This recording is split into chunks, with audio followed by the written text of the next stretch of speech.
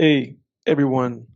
Welcome back to the Film Tangents podcast. Welcome back, folks. Thanks for stopping by. We're happy to have you. This is Jake on the other mic. And then the other mic is the other mic. Yeah. Edward. It's an AI. What if we changed I don't know. It would be funny if it was like my name was actually Mike and your name was Mike.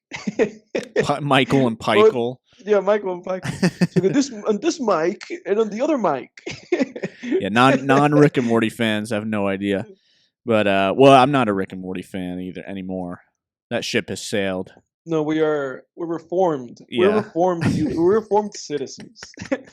We're Rick and Morty refugee, man. we were like recuperated. Like we recuperated.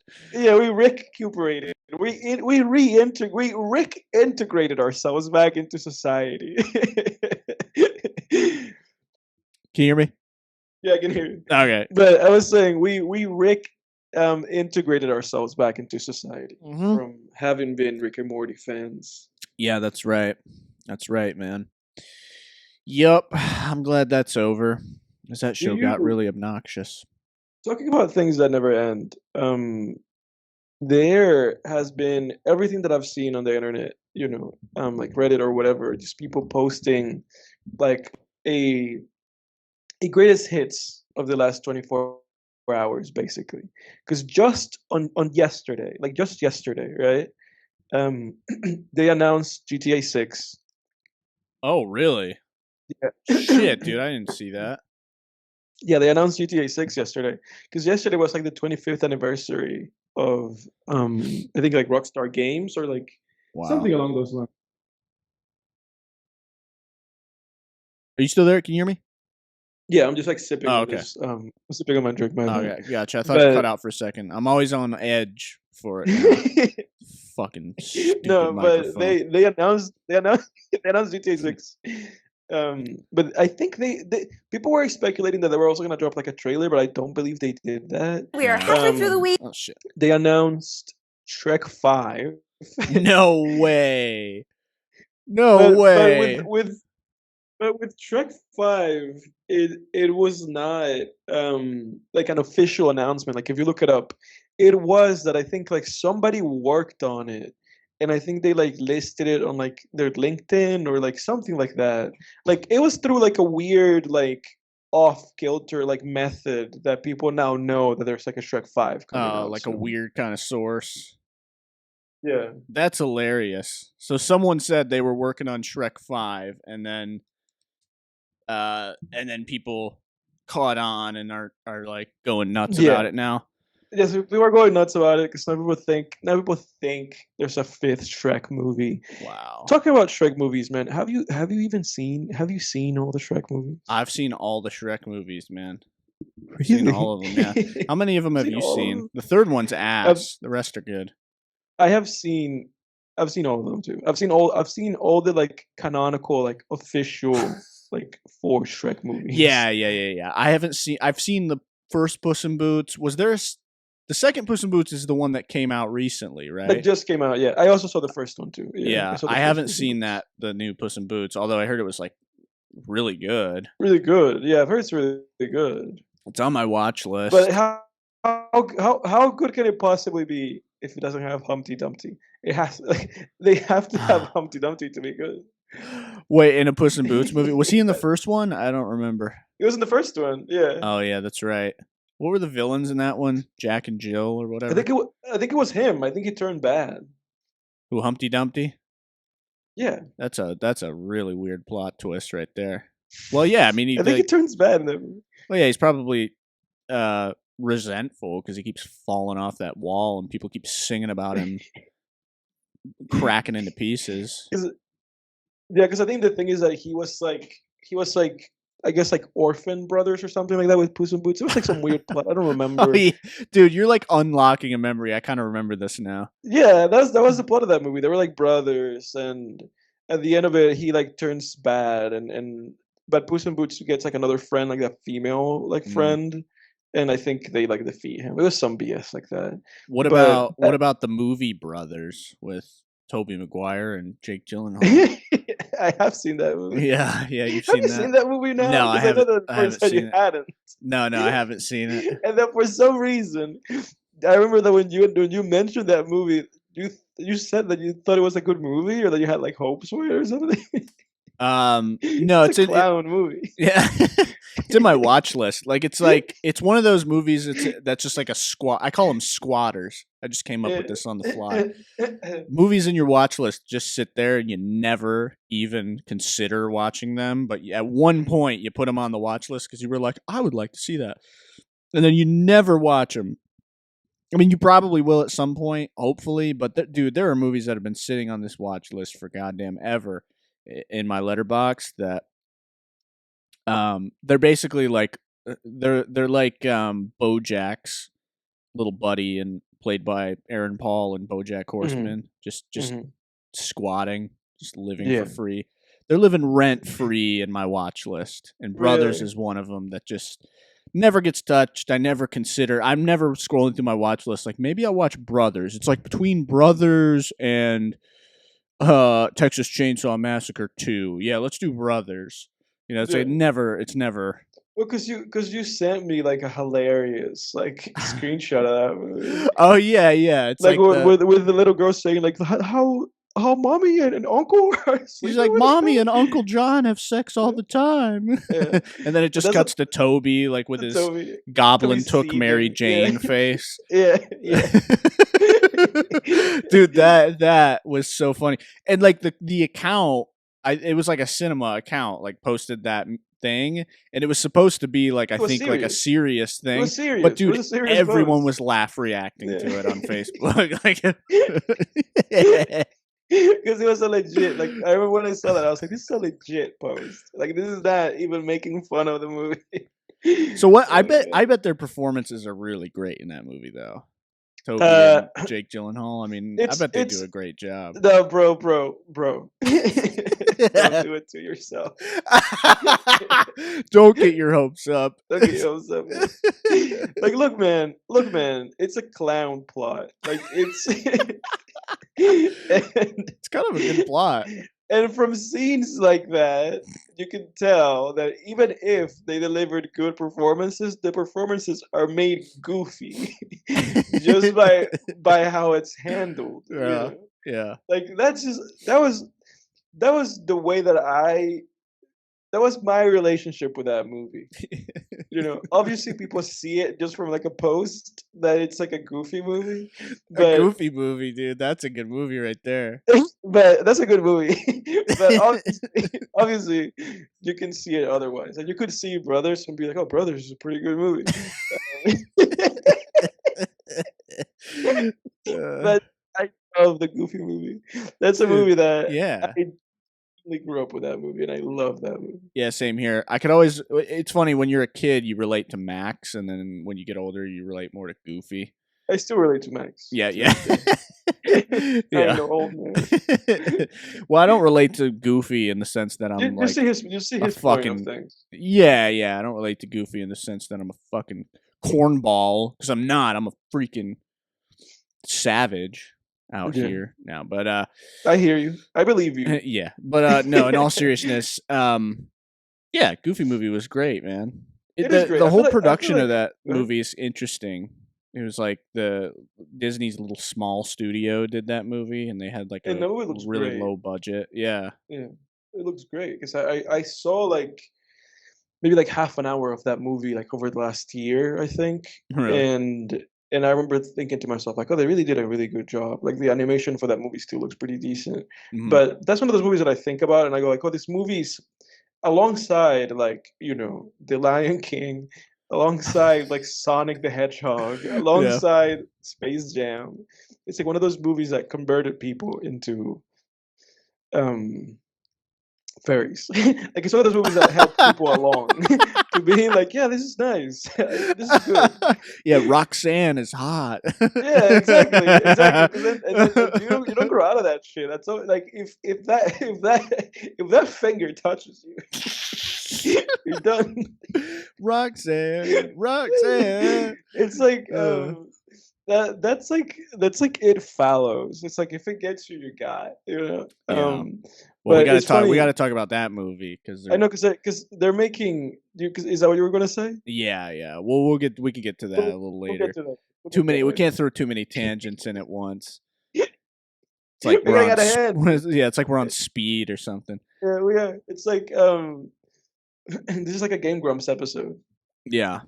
You know what I always thought was weird in that movie is like Max is just like some dork that Roxanne doesn't pay attention to, and then he like does this little like school prank, and she all of a sudden thinks he's the shit. I always thought that plot point was a little weird. No. Is that really how it goes? Because from my memory, she always kind of looked at him. Like from where I remember, like she always kind of had she always kind of actually like knew who he was and stuff. I don't think so. Really, I have to rewatch that movie then. No, because I'm pretty sure I remember there's like a part in the little like opening song when he's like running around town singing, and like she like just walks past him, like doesn't even notice him. Really? Yeah. Like I don't think she even knew. I'm pretty sure when he's in the principal's office, she's like, "Oh, what's your name?" And he's like Max or whatever. Really? It was just kind of weird. I'd have to rewatch that. Even as a kid, I thought that was a little weird. I know I'm like sitting here analyzing a Goofy movie, but I did. Yeah, it's valid. I mean, I thought when I was a kid, I thought that was weird. Like even as a kid, like when I was like 9, 10, I was watching that. And I'm like, okay, so I don't know. It came across a little superficial to me, that plot point. Huh. But I guess I'd have to look at that again. Yeah, I mean it's a good movie. That's just like one. I wouldn't say that's a nitpick though. I mean that's a pretty big, like she's like, "Oh, Max, you're the shit." There's a character observation from you. Exactly, but at the end when he says that he lied, and she's like, "Well, I still like you, Max," and then it's all good, I guess. Yeah. I think it recovers it at that point because it's like I guess she's not really all that into him just because of the BS that he was doing. Yeah. Hey, by the way, have you seen the Goofy movie 2? Yeah, I don't remember much from it, but I remember that's where like Goofy gets a girlfriend or whatever. Yeah, because that's the one where he's for the college. First time ever, probably. Yeah. Oh wait, no, he has a son. Hang on. So he must have produced that thing, that kid somehow. That's true. Yeah, what am I saying? He has a son. Yeah, that's the one where he gets a girlfriend and he goes to like college. And I think the crux of that movie is that people think that he's like really cool and Max is like in conflict with that. But then they eventually kind of like reconcile and Max can see the coolness in his own dad. I think that's the whole idea with it. What, like people think Goofy's cool? Yeah. Oh yeah. But Max is like, how can people not see that he's like a dork? I think there's like I think that's like the idea with that movie, if I remember correctly. Oh my god, man. Dude. Those are ridiculous movies when you think about it. Oh, for a fact. I mean the plot of that's great though, man. Yeah, the plot of that first one's good. It's like a little road trip, and then Goofy's they're going on a road trip. Yeah, Max, here's our junction. Yeah, that's a great Goofy movie. Yeah. Like, which way are we going, Maxie? Yeah, no, that's a great movie because it has such a great like internal conflict for that character. Goofy's such a great like fun, and like you can't help but love that guy. Like you just love him. Do you understand Max where he's coming from? Definitely like a little bit of like a boys movie because it's like you kind of putting yourself in his shoes. Yeah, but 100% just like I think one of the all-time great like father-son movies, I would say. Yeah, I mean that's a fair statement, I would say. I think so. Definitely for me personally, like in my heart, that movie's like up there. You know what I watched from that same era of Disney, from the Renaissance era that they call it. Are you aware of that? That's what that's called? I am, yes. Yeah. I am. This past weekend, my little cousin visited. So we had some family time, and with my cousin, we always like to watch like, I don't know, like animated movies and stuff. Mm-hmm. Just be kids, and we all watched, my cousin and my sisters, we watched Treasure Planet by Really? Disney. I've never seen that movie. Really? Yeah, I didn't remember. Excuse me, I didn't remember a thing from that movie because I haven't seen that since I was probably like 5 or 6 years old. So I remembered like probably like 2 or 3 shots from that movie. That was all I could, dig up from my memory. I gotta say that's an underrated one. Yeah, so I hear. Yeah, it's an underrated one, man. It's pretty emotionally resonant. It's no Lion King. I mean, like Lion King, I think is like the peak. I mean, you can't get better Disney than the Lion King. No, it is the peak one. Yeah, I mean that movie is. Yeah, that's an achievement of animation. I mean, it's not even. I'm not even saying anything. I'm not making a new observation here, but I mean, The Lion King's fucking amazing. But I mean, Treasure Planet was good. I mean, that's a solid movie. I like the visuals in it were nice and stuff. I mean, I like the whole idea of them doing like Treasure Island, but in space, and they have basically just like pirate ships as spaceships. With like That's sails. because and that's the shit. whole idea with it, right? Yeah, it's just Treasure Island, but in space, basically. I'd never read Treasure Island, so I don't know how close it follows the story, but the story is good. I mean, in Treasure Planet, like, there's like a nice little. The characters have nice arcs, and there's like a nice, choice kind of moment at the climax of the movie, and it's good, man. It's good. What's your Renaissance era ranking? Like, let's rank these movies. All right. Disney Renaissance films. Probably starts with Little Mermaid, right? That's probably the first one. Disney I think so. Renaissance era. The Disney Renaissance. Yeah, from 89 to 99. Yeah, which is weird because that Treasure Planet came out in 2002. Yeah, the first one is But I've heard that lumped in with. Yeah. Okay. Yeah, so we have The Little Mermaid, The Rescuers from Down Under, Beauty and the Beast, Aladdin, The Lion King, Pocahontas, The Hunchback of Notre Dame, Hercules, Mulan, and then Tarzan. Oh, dude, that's so hard, man. I know, right? Like, dude, just me saying that so list. Good, I was like, oh, that's actually a really tough ranking. Okay, the only one I haven't seen is The Rescuers Down Under. I haven't seen that one, but I have seen The Rescuers Down Under. The only one that is hazy for me is Pocahontas, but I've seen every one of them. Yeah, I would say Pocahontas should probably put last, like lower. And you know why you haven't seen The Rescuers from Down Under? Because I think you skipped that class. That was shown to us in animation class. Yeah. Was it really? Yeah. Are you sure you're not thinking of The Secret of Nim? No, but this is also mouse shown. Bastard. Yeah, no, both of them were shown. Mom and Dad, if you're listening, I never skipped class. What are you talking about, Edward? Full of shit. But yeah. Okay. I could put Pocahontas last, probably. I think for me, The Rescuers from Down Under is last, and then Pocahontas. Okay. Oh, dude, that's so hard. I mean, okay, what's the best out of these? Probably. Oh, no, not probably. King. Definitely The Lion King. The Lion King, for then sure. Tarzan. Then Tarzan, for a fact. Yeah. For a fact, is Tarzan. Then Hunchback of Notre Dame. I'm gonna say Notre Dame. Did I say that Notre right? Dame. Yeah. Notre Dame. I'm gonna say for me, number 3 is Mulan. Oh, that's true, dude. Yeah, this is so hard, man. Okay, I love Mulan. I always love that movie. Okay, so we got The Lion King, then Tarzan. We agree on that. My number 3 is Hunchback. Yours is Mulan. My number 4 is probably Mulan. My number 4 is Aladdin. Okay. I don't remember Aladdin very well. I think I only saw I have that. That movie's pretty fresh in my mind. I don't remember a goddamn thing about that movie, to be honest with you. I've seen it. I remember watching it. Okay. Yeah, no, I remember watching it. I just don't. I mean, yeah. No, and I know. I mean, Robin Williams as the genie was great. Beauty and the Beast, I really liked. I mean, that was a great movie. It's probably my number 5. Yeah. I'm gonna say that my number 5 is also The Beauty and the Beast. Okay. I would put Little Mermaid as my number 6, probably. I would too, yeah.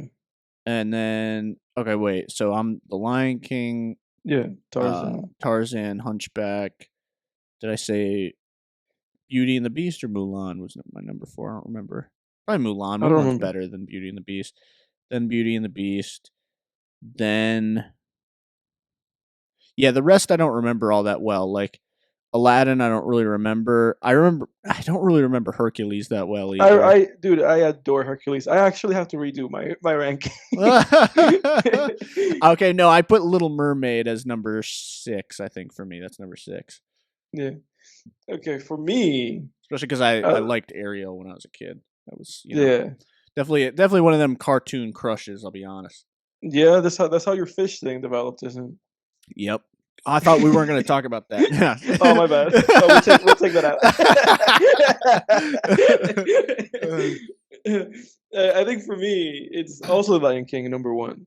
Look, man, if I was going off of my heart and not which movie I thought was actually the best, Tarzan would be number 1. But I do believe that Lion King is the best one, and then Tarzan. The Tarzan is like such a close second. Like I do. Yeah, Tarzan's almost as good. Really love that movie. Yeah, it's just not as epic as Lion King, but it is.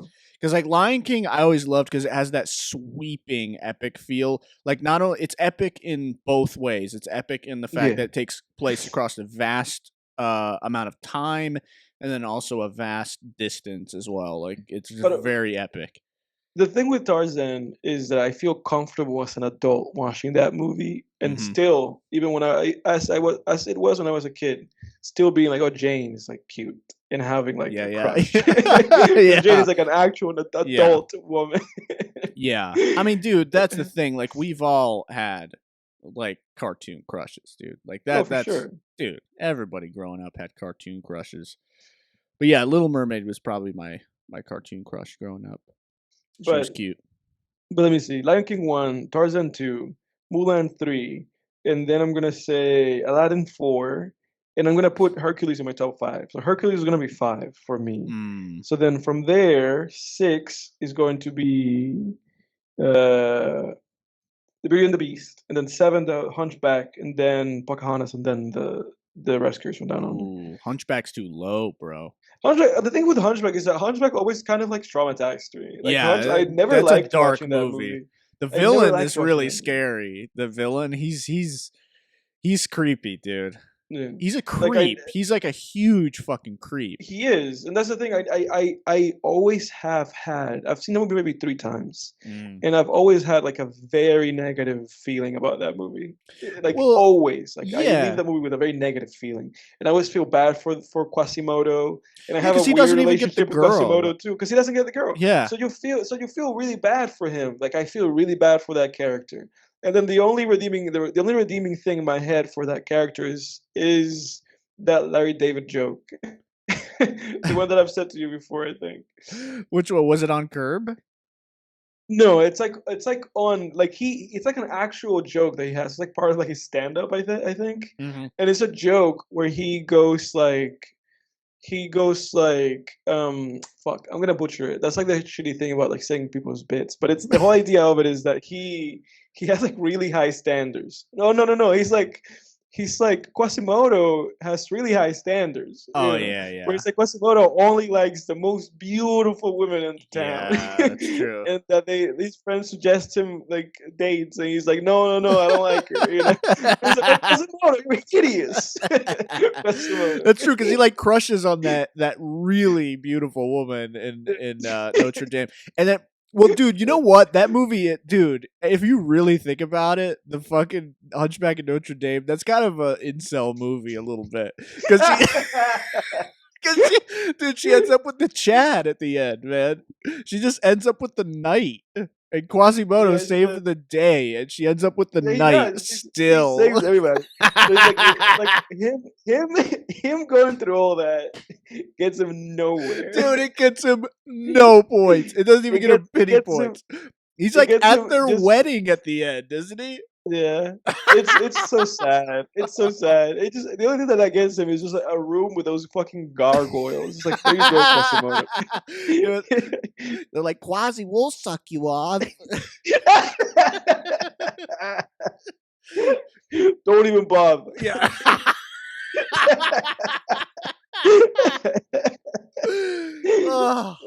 Oh my god!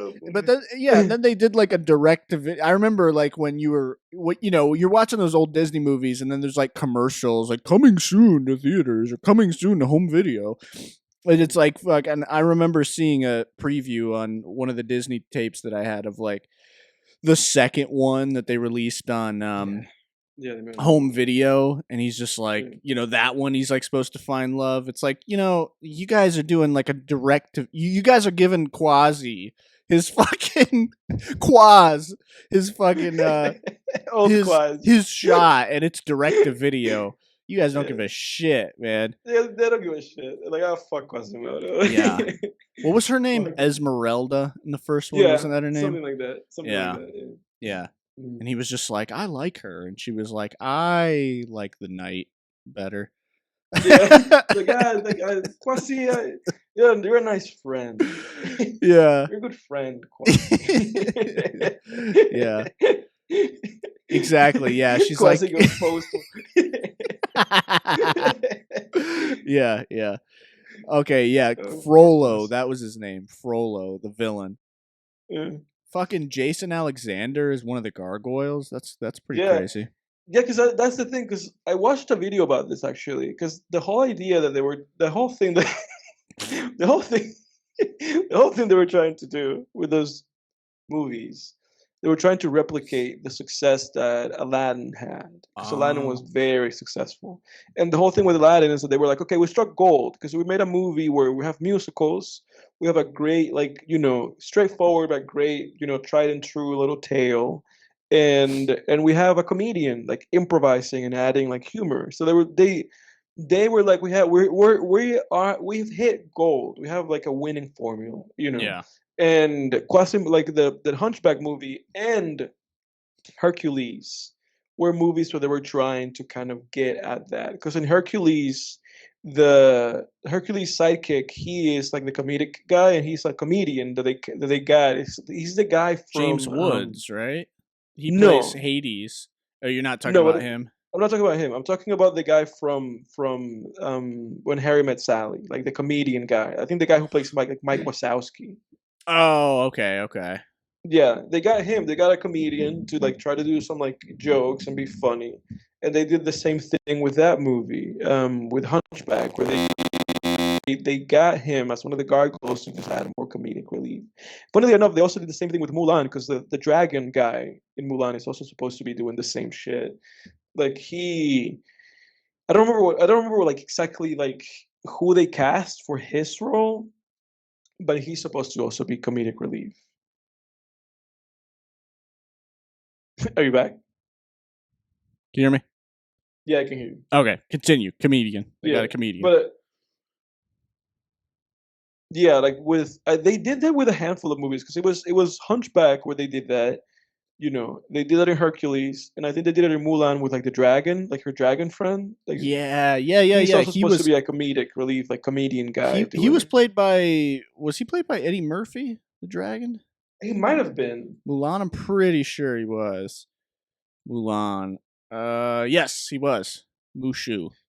Yeah, so you can see that they were like, okay, we have like a winning thing going here. Like, we just have to keep creating this little comedic relief roles, casting comedians to do goofy voices. Right. And it was basically like a situation where they just had like, formula. Every time they had a formula, but every time it was like less success. Yeah. Like, every time it was like less effective. Yeah, you're right, dude. Because they did the Lion King. They had Timon and Pumbaa and Zazu or whatever. Mm-hmm. Dude, okay. You know what else was good was Emperor's New Groove. That was shit. Was great. Yeah, that was great. What a weird concept. I love the show that they made out of that too. Oh yeah, the Emperor's New School. Mm-hmm. School. Yeah, dude. I've seen most of that Emperor stuff, like all this stuff they released, like in the 2000s. I saw, because I saw the movie, and I saw the show, and I saw the Grunk one. They did one for Grunk. Oh, yeah, Kronk's New Groove, yeah. Yeah, Cusco. Yeah, that guy. Yeah, because in that one he finds love, like in his movie. Squeaking. I can't get my voice that low. To Kronk. Who does the voice for him? It's Joe Swanson from Family Guy. Yeah. I remember when I first watched Family Guy, I was like, "That's Kronk, man! What the fuck?" Yeah. It's so funny. Peter. Yep, Peter.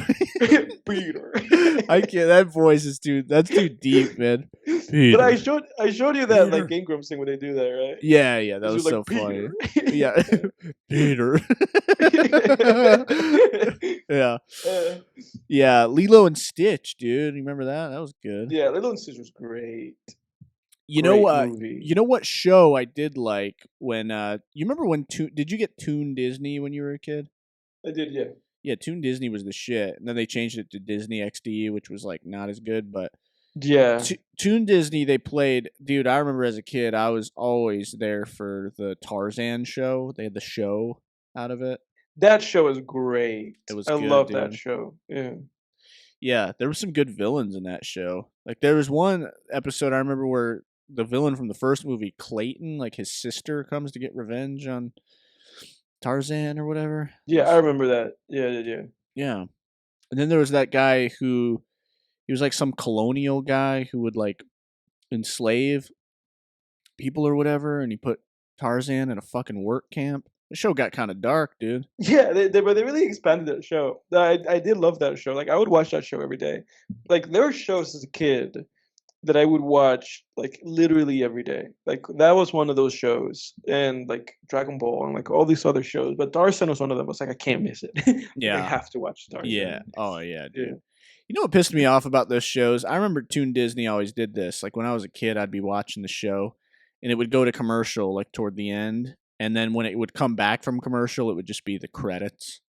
I was like, "Fuck Yeah. you!" I was like, "Fuck you guys, They man." would fool you. And you know what the funny thing about that is? That YouTube does that. Like YouTube does this thing where like if I'm watching on the TV or if I'm watching it on my phone or something, like if I'm watching it on something where I don't have like ad block, it will do this. I'm sorry, YouTube. I actually didn't say that. Yeah, we don't. I We would apologize. never use that.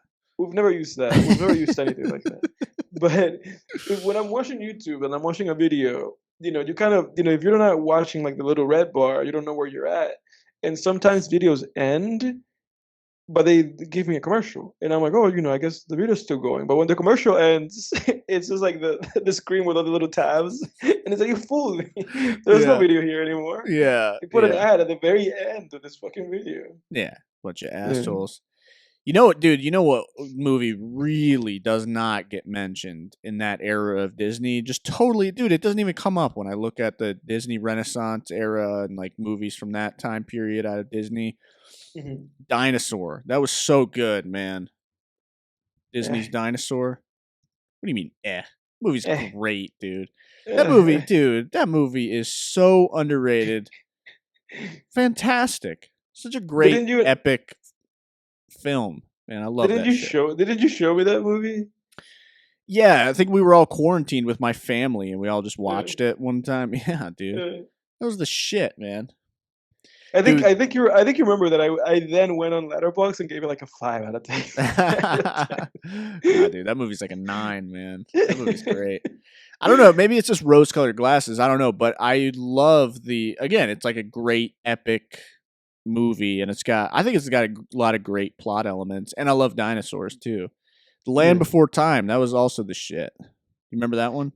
Yeah, I remember that one. Yeah, because it's funny because that Goofy movie came out during the Renaissance.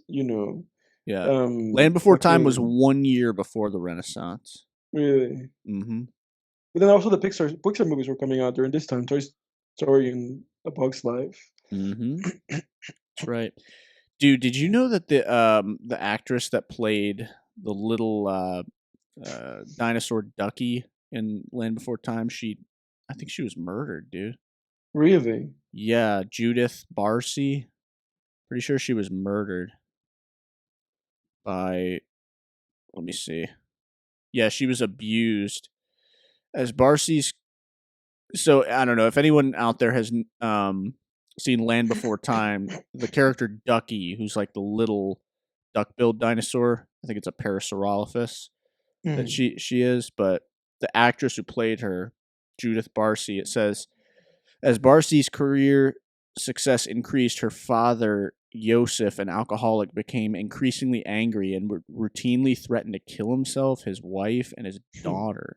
His drinking led to 3 arrests for drunk driving. In '86, December, Maria, wait, who's that? His wife? Reported his threats and physical violence toward her to the police. After the police found no physical signs of abuse, she decided not to press charges. After the incident with the police, Yosef reportedly stopped drinking but continued to threaten Maria and Judith. Judith is the actress. His various threats included cutting their throats as well as burning down the house. Jesus. He also reportedly hid a telegram informing Maria that a relative in Hungary had died in an attempt to prevent her from leaving the United States with Judith. The physical violence continued, with Barsi telling a friend that her father threw pots and pans at her, resulting in a nosebleed. Jesus Christ, dude. Jeez, dude. As a result of her abuse, Barsi began gaining weight and developed compulsive behaviors such as plucking out her eyelashes and pulling out her cat's whiskers. What? In May of '88, after breaking down in front of her agent, Ruth Hansen, Barsi was taken by Maria to a child psychologist who identified severe physical and emotional abuse and reported her findings to Child Protective Services. Let me. Oh my God! Yeah, they were found because she was 10. Yep, a little girl. 3 people were found. Okay, so the Los Angeles Times reported that 3 people in '88 July were found dead in an apparent murder S-word, and that the bodies were believed to be those of Barsi, her mother Maria, and her father Yosef. Jesus, what a piece of shit, dude. Yeah. What an asshole. God, rest in peace. Well, we were talking about Disney movies, and that took a dark turn, but unfortunately, that's the reality. I mean, it's like, everything's all fun and games in these films, and then actresses and actors fucking die. Yeah, that's a lot, man. That's heavy. That's awful, dude. Jesus. What an asshole, too. It's like as his little girl's success grew, he grew angrier. It's like, wow. We're a fucking great father figure. Great Awesome. father, yeah. Yeah. Wow. Fucking jealous of your 10-year-old daughter because she played a cartoon dinosaur. Like, Jesus Christ, man. Fucking grow a pair. Well, yeah, no, that's glad, that's, at that's least he's dead, but sorry for fucking too bad he had to take 2 innocents with him. Jesus Christ. Yeah. It's awful, but yeah, no, that's awful. I didn't know about that. Yeah, I remembered seeing something about that on social media, but anyway, back to cartoons, dude. Fuck. Land Before Time was great, though. Land Before Time's pretty good. There's really no way to really transition off of that topic, so I'm just going to do it abruptly and leave it. Yeah, Land Before Time, honestly, was like a tearjerker. It's like stands up there with The Lion King in terms of like the parental death. Like it has those elements, where like his name's Littlefoot, like his mom dies. Yeah. Dude, that shit, dude. The scene that always got me was the like his mom dies or whatever, right? And then like halfway through the movie, he's like walking through a little canyon or whatever, and he sees his huge shadow on the wall, and he thinks that's his mom. Oh my God, that's fucking. Yeah, it's powerful. Yeah, he like chases after the shadow. He's like, "Mom, where are you going?" Oh, yeah, that was very upsetting. Yeah, they know they really knew how to get you in those movies, didn't they? Yeah, no, they really did. Knew how to pull you and create these like little moments, that just kind of stick with you for a long time. Yeah, because they did the same thing in The Lion King. It was kind of a similar scene where Simba's like, "Dad, wake up!" He's like, "Wake up, we gotta go." It's just like, oh, it really, honestly, is kind of abusive. Like, it is abusive. It's filmmakers, because they're just showing these like child characters who don't understand death, and they're like, "Oh, my dad's just sleeping," It's like, oh, and you just feel horrible because you're like, "Oh my God, this poor character doesn't know," It's tough. That's rough, man. And Land Before Time had a lot of freaking sequels too, dude. I must have watched all of those as a kid. Really? Yeah, because then they had. Did you ever watch any of the sequels? No. Oh, I watched all those damn things. I've only seen the sequels to a few of those Disney movies. Like I've seen the sequel to like Tarzan. Like I saw the second Tarzan movie. And I saw Brother Bear too. Like I've seen like a few of them. I've seen the second one. Brother Bear was good, man. Brother Bear was the shit, man. Yeah. What interested me in that movie was just the Ice Age format. Like I really liked. Mhm. When I was a kid, I was really into dinosaurs. And I was really into like the Ice Age, just really into prehistoric animals of all like prehistory. I was really interested in as a kid. I was obsessed with prehistory, and Mhm. um, yeah, freaking dude, The Land Before Time, the second one, it's called Land Before Time 2, The Great Valley Adventure. I think that was probably the one I watched first, if I remember correctly. I could be wrong here, but that one's pretty good. They actually like they find this like egg and it turns out to be a baby T-Rex. So there's like this whole Mhm. conflict of like they're like, "Oh, he's nice, da da da," and then a couple times he like bites them or whatever. And then there's the whole problem of he has parents that are like coming to the valley to like look for him, Mhm. so it's it's like, okay, well, we have this little baby T-Rex, but his fucking parents are coming after him, so we kind of got to like Right. part ways with him. That was a Yeah. good little plot, I thought. No, no, I never saw that. Yeah. That's the only sequel that I really remember I'm as looking at like their a list of movies solid right now. as like having a solid plot. I don't really remember Yeah. the plot of any of the other ones, to No, be because I'm honest. seeing that there's like a Brother Bear, there's like a Jungle Book too. It's like that. Oh, I saw that. That's not. It's not very good. No, it wasn't good. And Brother Bear 2 is horrible. It's like a lot of Was this it? like 2 movies are not very good. Yeah. Obviously, Cars has like 3 of them, and Toy Story has 4 of them. Yeah. Well, because the So the Pixar sequels all got like theatrical releases and stuff, yeah, but but this was just straight to DVD or like straight to TV movies. yeah, all of those the Yeah. 2D animated ones. Because like the 3D animated ones, I guess it makes sense because it's like we're putting all this money into it, we're gonna have a big Mhm. release and stuff. But Mhm. it seems almost kind of weird when you think about it, like that you'd be pouring money into 2D animation. Because animation, whether it's 2D or 3D, I mean, I work, part time in animation as a writer, and I mean, fucking animation's like money and time, Mhm. and it's just kind of weird that they would then just do a direct to video thing, but I guess it worked because they Yeah, kept but like I doing it. wouldn't care. It's like I wouldn't care about the work that you folks that you folks Yeah, did. Like yeah, this is going straight to DVD. Oh, okay, but I think at the time they were doing that, like the DVD, like the straight to DVD, like market was pretty good. mm, Like that was still like a successful like business, like you know, mm, way of carrying business, and at least they would like be like, okay, we're not fucking spending money on like mm-hmm, theater like cuts and distribution. We're just fucking putting this shit out on DVD. Like mm-hmm. a lot of movies, like back then, like a lot of movies would even make back like budget after being like theater failures, like through just DVD sales. Yeah, So I guess that back then it was like an actual like thing to do.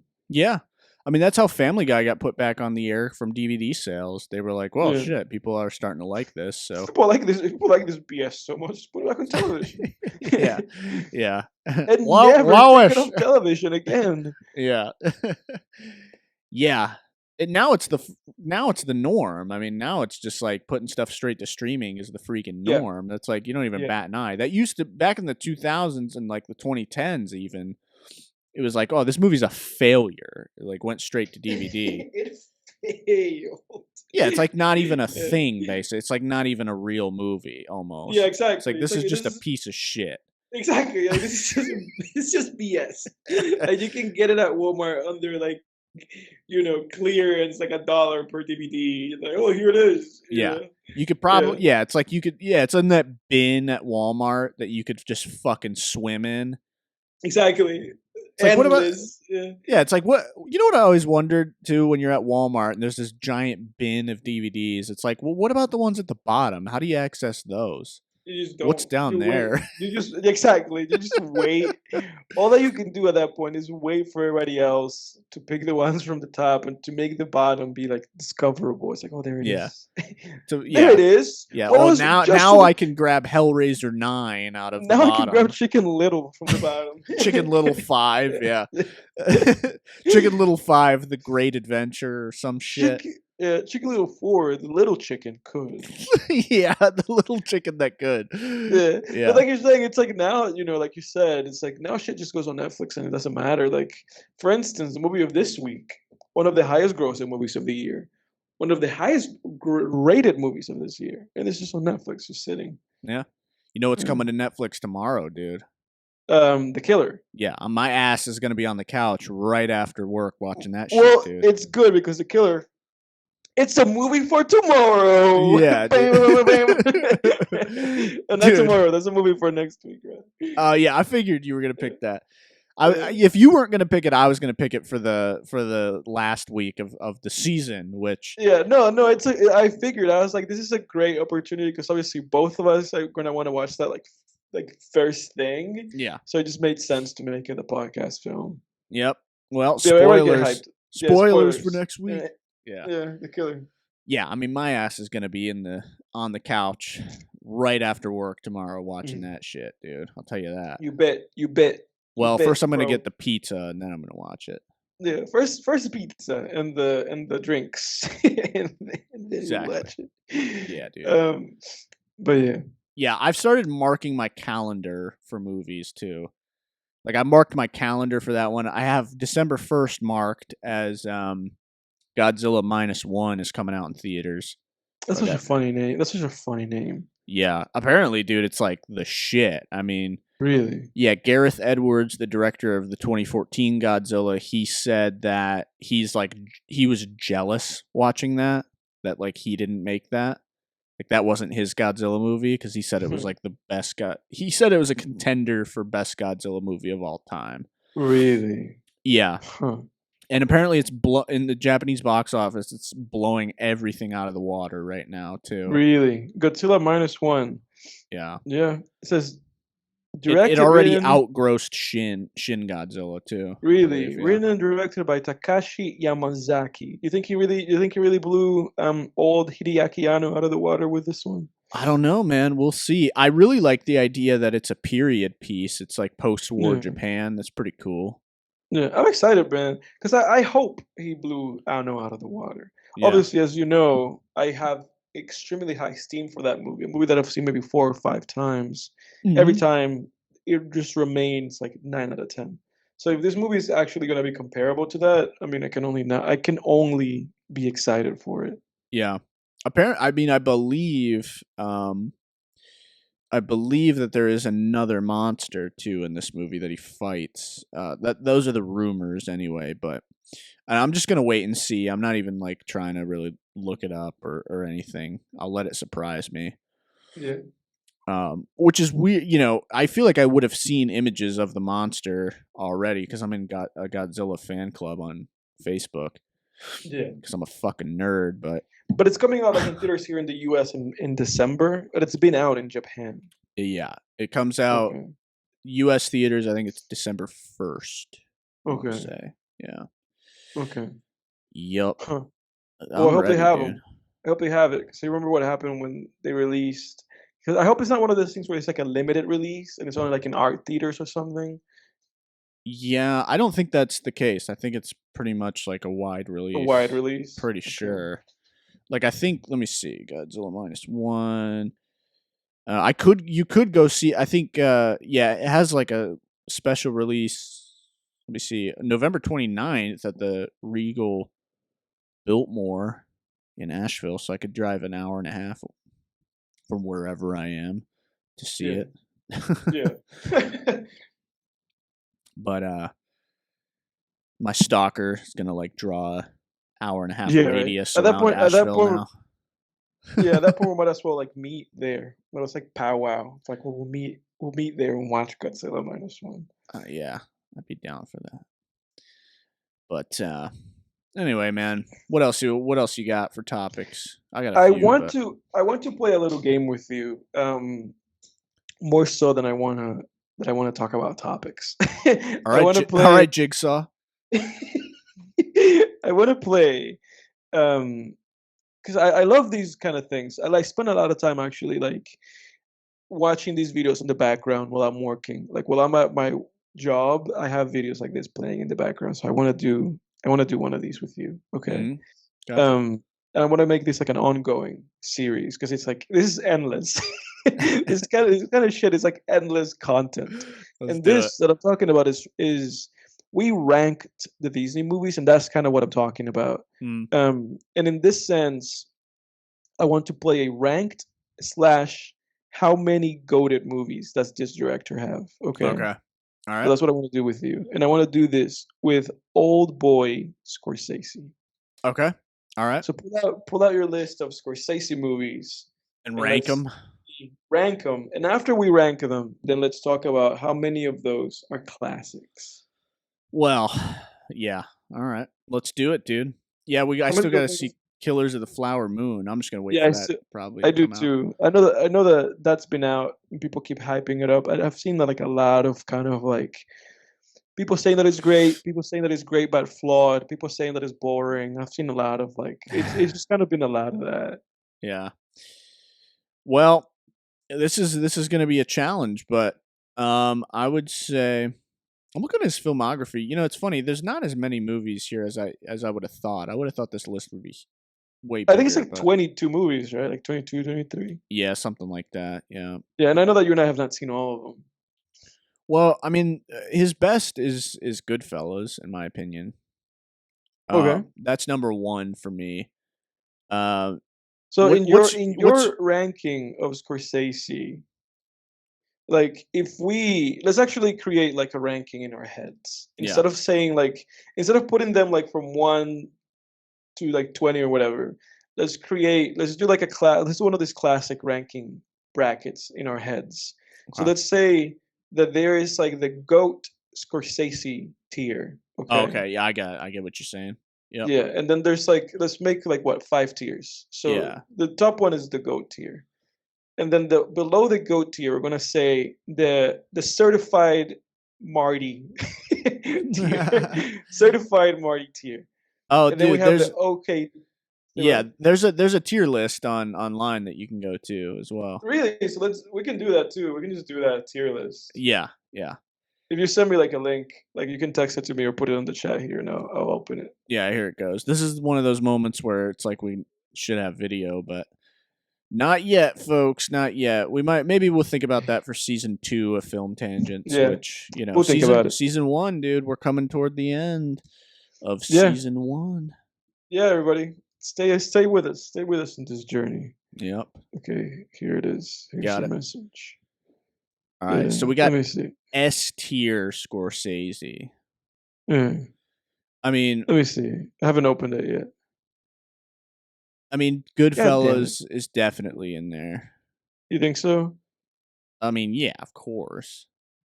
I mean, of course, wouldn't you put Goodfellas in S tier? Yeah, I would put Goodfellas in S tier. The Departed goes in S tier. The Departed. Okay, what's this one? I don't know if I recognize that. What is this? What is this? I don't know this poster. Alice Doesn't Live Here Anymore. I've never seen that. Oh yeah, Alice Doesn't Live Here Anymore. That's like one of his like older movies. It's like one of those movies where people. The movie has like a cult following. Yeah, people think it's like one of his great movies. I've seen that movie. It's not that great. Really?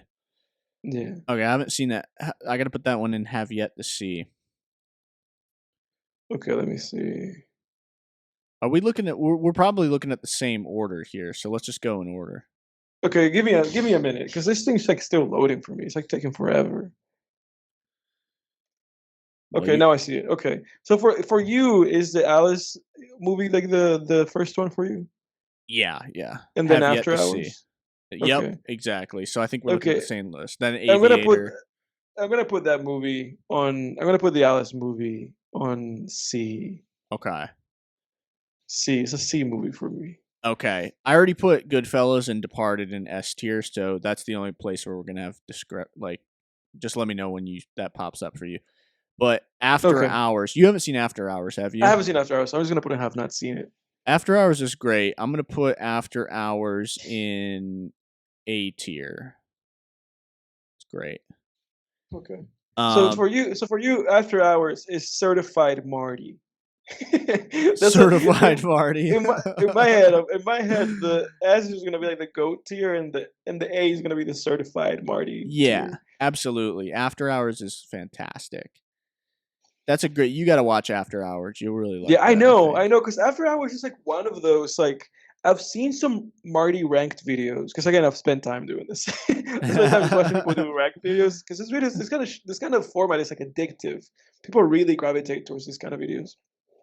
Probably split this into like its own individual video, honestly.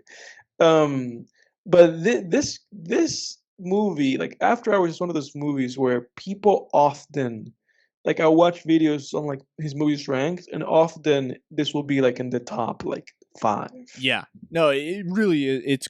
It's really good. I mean, After Really? Hours, yeah, it's a great like dark comedy thriller type. I mean, it's fantastic. It's made with real craft too, and he experiments in that movie. Like, there's a lot of moments in that movie where you wouldn't think it was a Scorsese film if you watched it in a vacuum. But Really? yeah, it's great, dude. It really captures the feeling of like those nights where you're just out all night and getting into little hijinks and shit. I mean, Yeah. yeah, it captures Yeah. that feeling. I've never had a night as crazy as this character, fortunately, but Yeah. yeah. Okay, so next we have the Aviator. Where would you put the Aviator? I've not seen Aviator. Oh, you I haven't? have to put it Okay. in. I've not yet seen. Yeah. I've not seen Aviator, Aviator, and I'm also going to skip to the next one because I've not seen the next one either. Boxcar. What is that? Boxcar. What is this? Berta, yeah, Berta. Yeah, I Boxcar haven't Berta. Yeah, seen that. I've not seen that. Aviator, I'm going to put in B tier. Aviator's like pretty good, but it's not as good as After Hours, and it's certainly not. For me, it's not up there with. It's definitely not up there with Goodfellas and Departed, and it's not as good as After Hours. There's nothing like I don't look at that movie. Like, I don't really. I remember a good bit from that movie, but I don't. There's nothing in that movie that really made me like, wow, this is great. So, yeah. Yeah, Bringing Out the Dead. I've not seen that movie. I know there's like a movie that he has with like Nicolas Cage, but I've not seen it. Yeah, I haven't seen that. Okay, Cape Fear. I've not seen Cape Fear either, dude. Dude. I've not seen a lot of movies. Okay, Cape Fear, I'm gonna put in A tier. Cape Fear is really good. Oh, I might put Cape Fear in S tier. So Cape Fear is certified Marty, or is it like a goated movie? Yeah, no, it's goated. Now, on Okay. second thought, it's goated for sure. Really? Wow. Cape Fear is great. What is it? It's De Niro playing like kind of playing Psycho. playing against type, isn't he? Yeah, he's like a psycho stalker killer guy in Cape Fear. He's basically like Cape Fear. It's like he's not the main character. He's not the protagonist. He's the villain of that movie. But wow, he, fascinating. Yeah, basically it concerns. He plays this creep who he got prosecuted by the main character, who's like a prosecutor. And I forget what it was, but it was like something with the case was mishandled and he got more time in prison than he should have, or something like that. In some way, he feels like his case was mishandled. So when he gets out of prison, he starts ruining. I'm gonna get him. Yeah, he like ruins, but he like slowly ruins the life of and the family's life of the prosecutor, basically, and the prosecutor's the protagonist. Okay. And you root really hard for the prosecutor in that movie. Really? But so for you this is a GOAT movie. Yeah, I would say so. It's really good. Okay. Next we got Casino. Where do you fall in this movie, man? Because for me, you've seen Casino, right? I've seen Casino, yeah. Casino. For me, Casino's goated, man. For me, this is certified Marty. Okay. Yeah. I would say Casino's got to be goated. I don't know, man, because it's like it's one of those things with Casino where I know the reputation, like I know everything about this movie. I know that people really hold it in like really high regard. Mm-hmm. I've seen this movie in the last 2 months. It's like really fresh in my mind. And I was really underwhelmed with this movie because I thought that this movie, like I did not connect with it very much, and I just thought that it was like so to me it like clearly just felt like Marty just doing Goodfellas again, but in a different setting. Like it was like, oh, here's Joe Pesci being angry and funny, and funny because he's angry, and he, it's like, oh, it just kind of felt like that again. So I disagree with that because it's a similar format to Goodfellas, but it's like, yeah, like you said, it's a different setting, but it's also a different type of story. It's not the same type of story as Goodfellas, where it's like living the high life and, like Wolf of Wall Street is basically the same plot as Goodfellas in a sense, but it's just changing it's instead of the mafia, it's Wall Street, right? But Casino, I love that Casino, the heart of that film, the crux of that movie is that toxic relationship that he has with the. Right, because but it was interesting with that movie because he, like you said, it's like he won't let that woman go. Exactly, and it's like, but it's like, dude, this woman's like banging everybody in town. She's like sleeping with like Joe Pesci, and it's like at some point it gets too much. Like, dude, I don't know. Like I'm gonna stand by what I'm saying because I really do believe that Casino is overlong. Like I do think you get the point of Casino. And even though it's playing different bits than Goodfellas, I still believe that it's like Joe Pesci's just playing the same fucking character. Like it just feels like a lot of the same. Like it ends up feeling like a lot of the same, and just like a lot of like trademark Scorsese. And for me, that's enough for me to be like, this is not like a GOAT movie. Like this is just certified Marty. Like this is not like GOAT, and it's just because of that. Yeah, I will say another thing too, though, on Joe Pesci's character. I think there's a level of nuance that's different. There's a level of nuance because the main thing that's different, from what I remember at least, in Casino, his character is pretty confident and just like a bit more of like a badass. Where in Goodfellas, the whole idea of Joe Pesci's character in Goodfellas is that he has a Napoleon complex and that he's really insecure. He's really insecure. Yeah, he's like wants to be a main guy. Yeah, he's like super insecure. Like they kill that guy all because he told him to get his fucking shine box. Go get your fucking shine box. Where he's not like that in Casino. From what I remember, at least, I don't think he's like that. He's a little more like Anton Chigurh-ish in Casino, where he's a little more like. Yeah, I mean, not like that character, but he's closer to that side of the spectrum where he's just confident and just is who he is. Yeah. But I see, again, I'm not gonna pretend like I don't understand what you're saying. Like it is Joe Pesci being a fucking lunatic. Right, because that's the thing. Because to me, like, it's a 3-hour movie, man, and the thing for me is that it just felt like it plays itself out. Yeah. Like at some point, I was like, this movie's done. Like I was like, I get what's going on. Like I get it. Yeah. And I think that is like a legitimate fault with Scorsese movies, and we'll get more into that as we go along this list. Yeah. But it's like a lot of his movies, he doesn't know when to end the fucking movie. It's like, dude, the movie's over, man. Yeah. Like the movie's done. And with Casino, I felt like that. Like so much of that movie, I was like, why are we still doing this? Like, why are we still running like over the same like bits and the same like cycle? Like I got it, Yeah, that's how I felt with The Irishman, which we'll get to down the list. Exactly. That's what I'm saying. Like we'll get to that. And with this movie, I feel like this movie committed that crime, where it's like the movie was over like half an hour ago, and I still have to watch half an hour more. Yeah. Know? Yep. Yeah. Because I think this is a good movie. Don't get me wrong. I just don't think it really like stands with the other ones, like the other great ones. Oh, gotcha.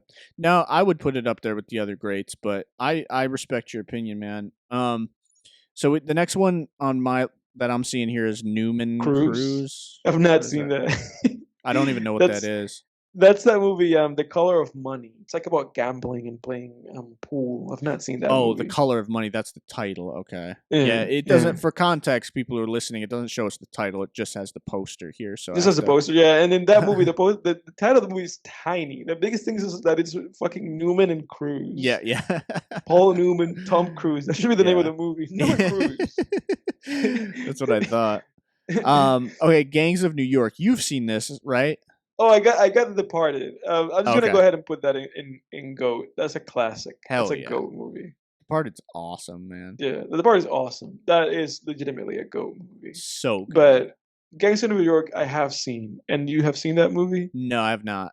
You've not seen Gangs of New York? I haven't seen Gangs of New York. No. Oh, all right. Well, flawed movie. Yeah. Same shit as.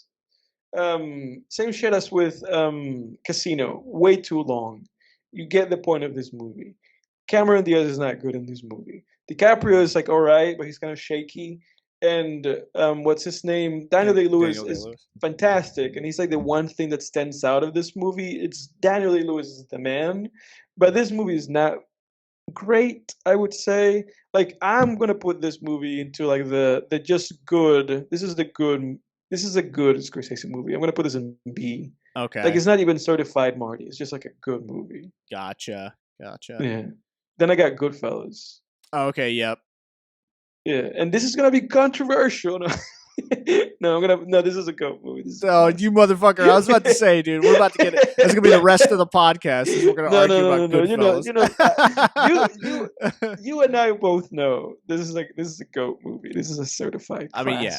I mean, Goodfellas is like one of my top 5, probably top 10 at least. Yeah, no, it's 100% top 10, and then like I'm 50-50 is probably my top 5 as well. Yeah. Yeah. At one point, Goodfellas was my favorite movie of all time. I remember those days. But then you get older and you start watching more movies, and you realize there's movies that you can relate to more than a movie about the fucking mafia. So. Yeah. But this movie is goated. Like I have no complaints about this movie. It's I mean, there really is nothing to say. All the videos are out.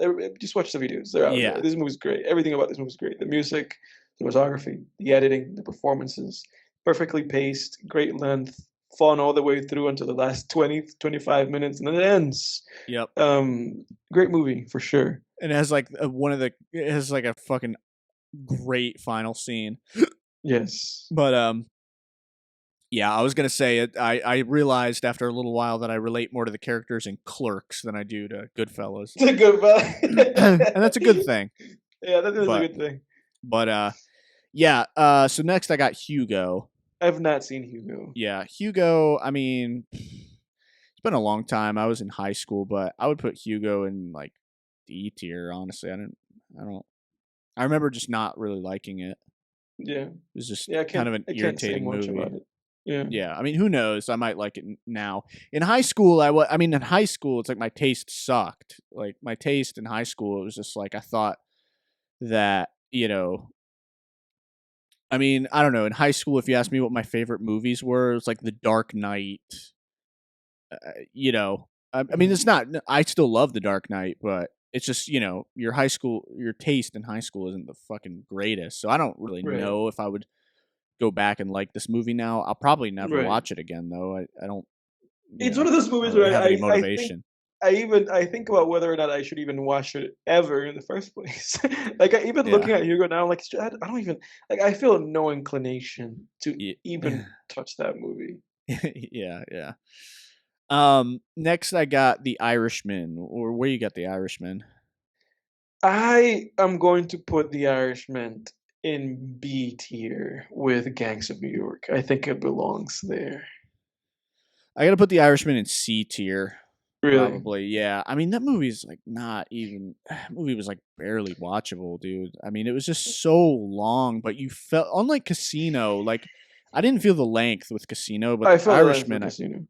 Oh, dude, no, I didn't feel the length with Casino. I felt the length with Irishman. The Irishman. Oh my god! I remember when we watched that movie. That was one of those.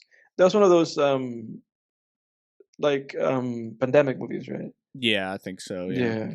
Yeah, we had plenty of time on our hands. You got to give up a fourth of your day to watch that movie. You know what, man? You know what? I will probably never watch this movie again. No. And just with that, like just based on that, I'm gonna take it down to C tier, like you did. I'm gonna put this in okay. Like it's just an okay movie.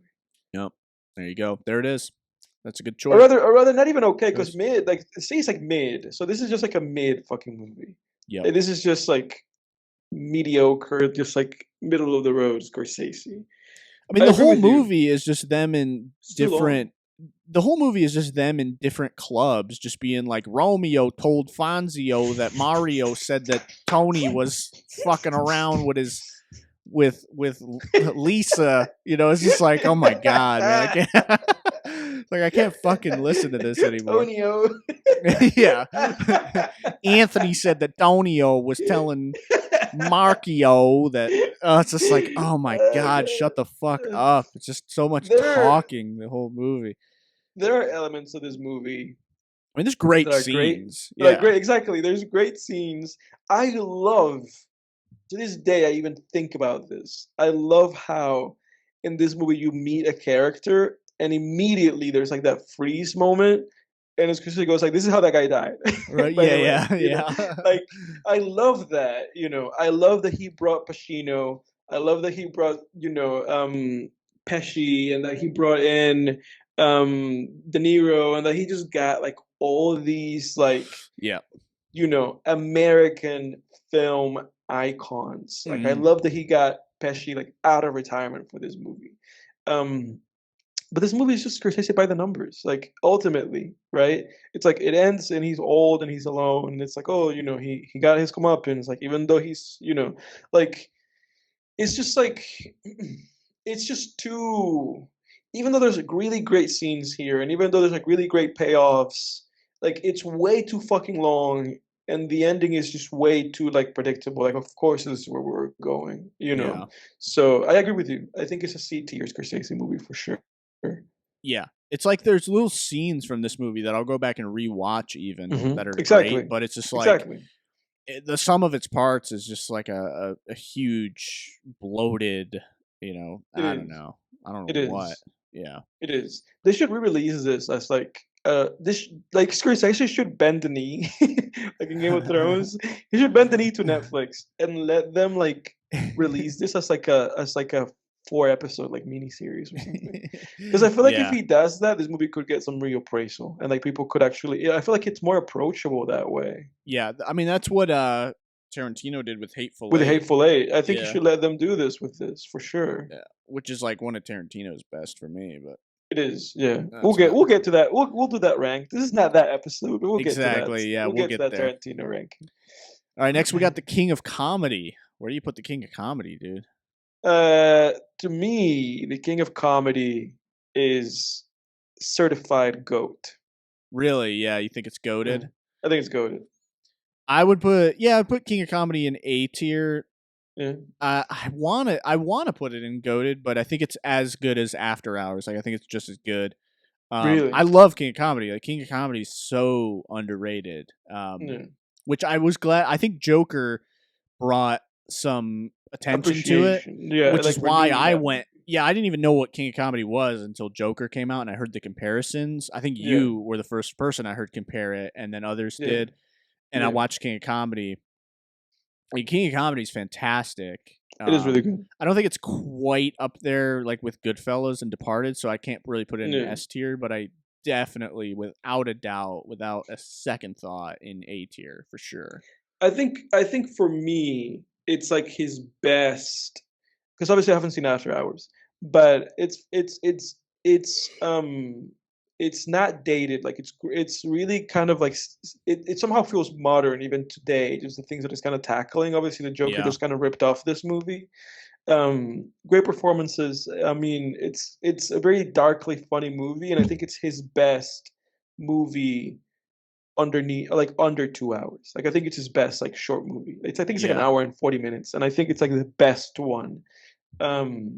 And just because of that, and just because I think it's like a movie that just keeps growing, like it keeps getting reappraisal and keeps getting kind of like better. People keep looking at that movie and be like, actually, it's pretty great. Yeah. Like I think because of that, I'm gonna put it in one of my on like the grower net shower Scorsese GOAT movie. That's pretty funny. The grower not shower Scorsese. That's funny, dude. Yeah, I mean, and I think what King of Comedy has that Joker lacks completely is like the whole idea of the whole show business thing of like the the character, which I still remember his name because he says it the whole movie, Rupert Pupkin. Like, I'm Rupert Pupkin. Don't you remember me? Don't you remember me? Yeah, the secretary. It's like 5 minutes after he last visited, and she's like, "Who are you again?" He's like, "Rupert Pupkin. I'm Rupert Pupkin."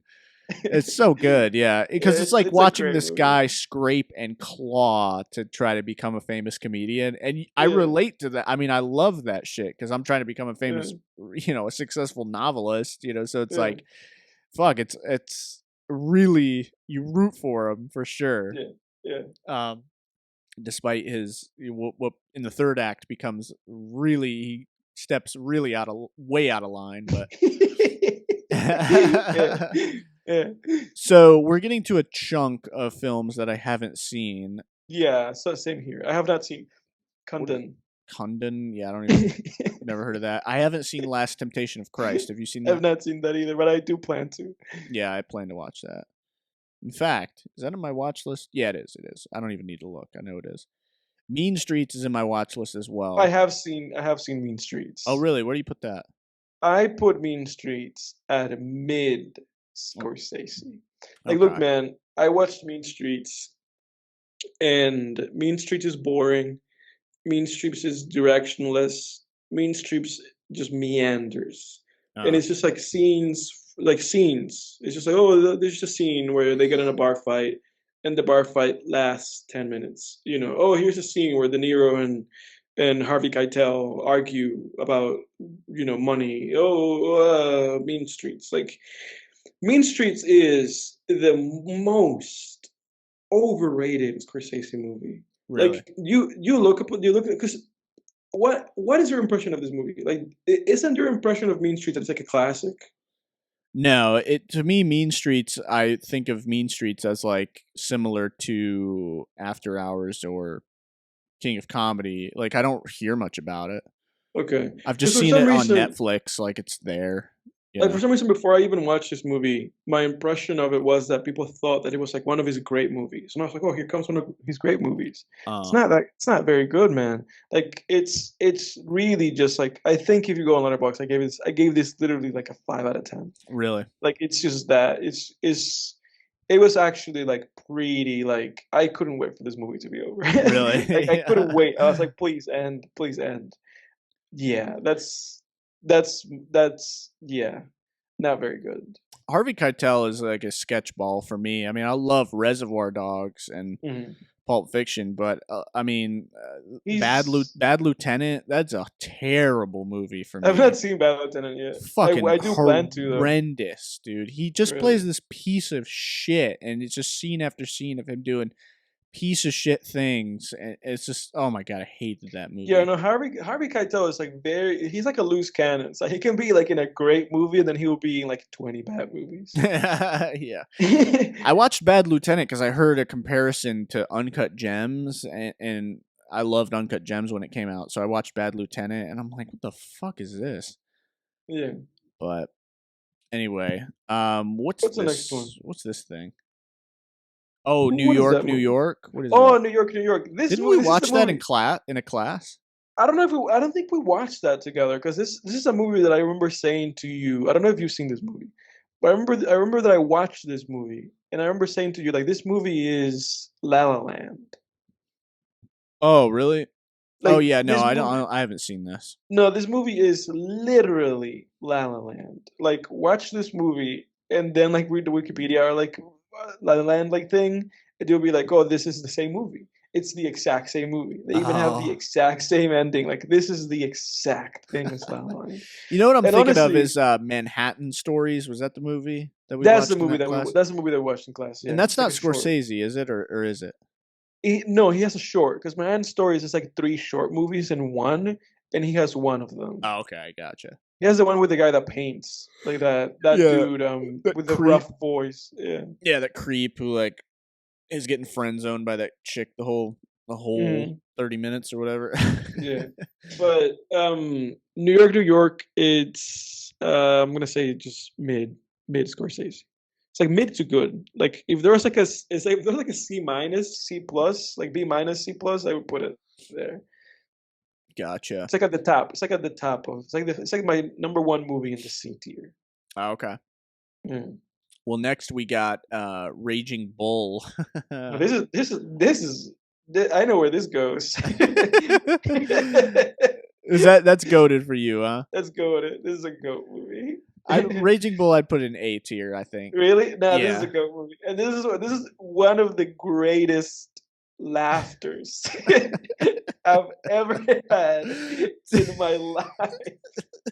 Dude, you're fucking like you couldn't breathe. I remember like when the scene that Edward's talking about. For context, So everybody, is the scene where spoilers for Raging Bull, but it's the scene where Robert De Niro's character finds out that his brother is sleeping with his wife. His brother Joe Pesci Yeah. is doing this to him the same way they did it in Casino. Yeah. Yeah, Robert De Niro just can't stop getting cooked by Joe Pesci. Joe Pesci. Except in Goodfellas, he was never going to get cooked by Joe Pesci. No. But he didn't. Yeah. But yeah, he and then he's like running up the steps in the background, so you just know he's about to fuck. It's just that, dude. It's just like when you put in your head like film history, and you're like, oh, you're like, oh, Citizen Kane walked so that Robert De Niro could beat Joe Pesci's ass in Raging Bull. Like Citizen Kane had to invent like those, or like at least like pioneer those like like sharp focus, like long lens, like shots. Yeah, with something happening in the background. Exactly, when you see a guy a mile in the background. Yeah, because it basically was the Citizen Kane shot of the mom and the dude talking, and then like the kid in the sled in the background. Like it was the same kind of shot, but instead of the kid on a sled, it's fucking Robert De Niro running up the steps to beat Joe Pesci's ass. I don't know what Scorsese's like intention was. Like, I don't know if he did that, being like people are gonna feel like the tension of this just like loaded gun going off, but it was just the hilarity being like he's coming to beat his ass. Yeah. And you can see him from afar away performing that action.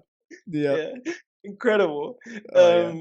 Movie. I mean, I gave this movie a 9 out of 10 on Letterboxd. This is a classic for me. I'm gonna keep it on the GOAT tier. Hell yeah, dude. Next, we got Shutter Island. Tell me where you put this movie. I'm gonna let you. C tier, probably. C-tier? Yeah, C tier with the Irishman.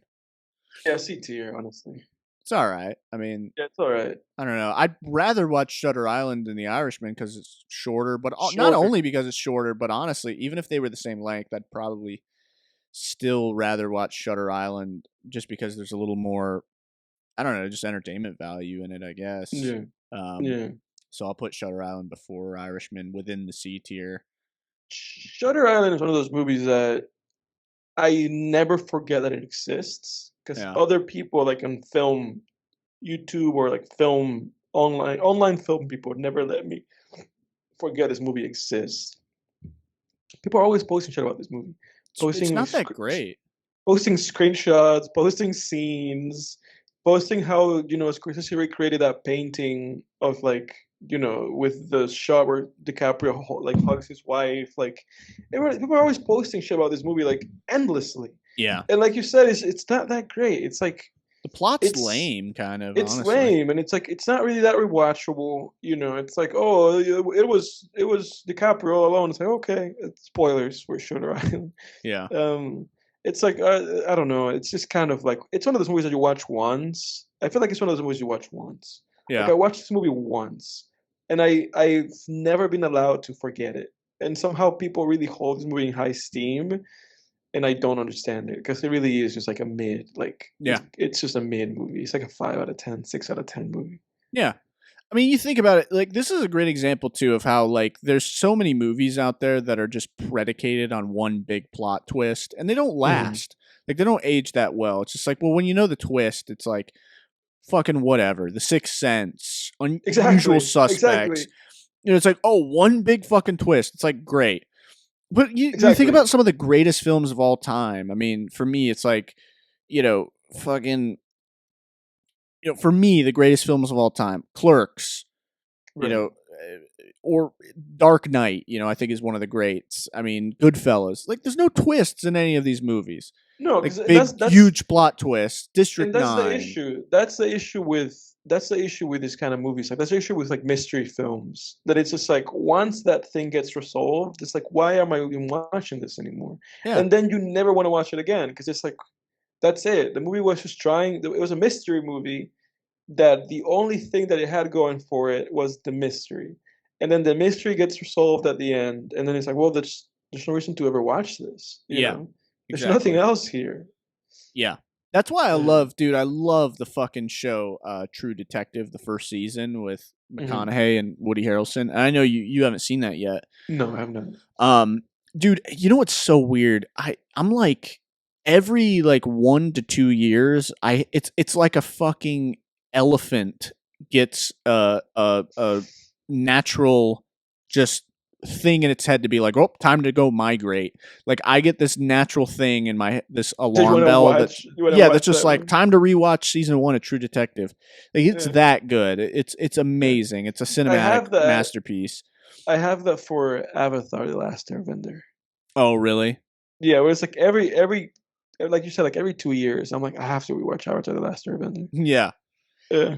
Yeah, I mean for True Detective, but True Detective is great because it's like it's not a who done it. Like it's not a question of who, it's like a question of I don't know, it's very character driven. Like the show is Hmm. very character driven and they're trying to it's not like yeah, it's a question of who in the sense of like where is the it's more of a question of where, like where's the killer? Because it's like who's the killer? Well, it's some fucking crazy person, it's not anyone who's like in the midst, of the Hmm. show.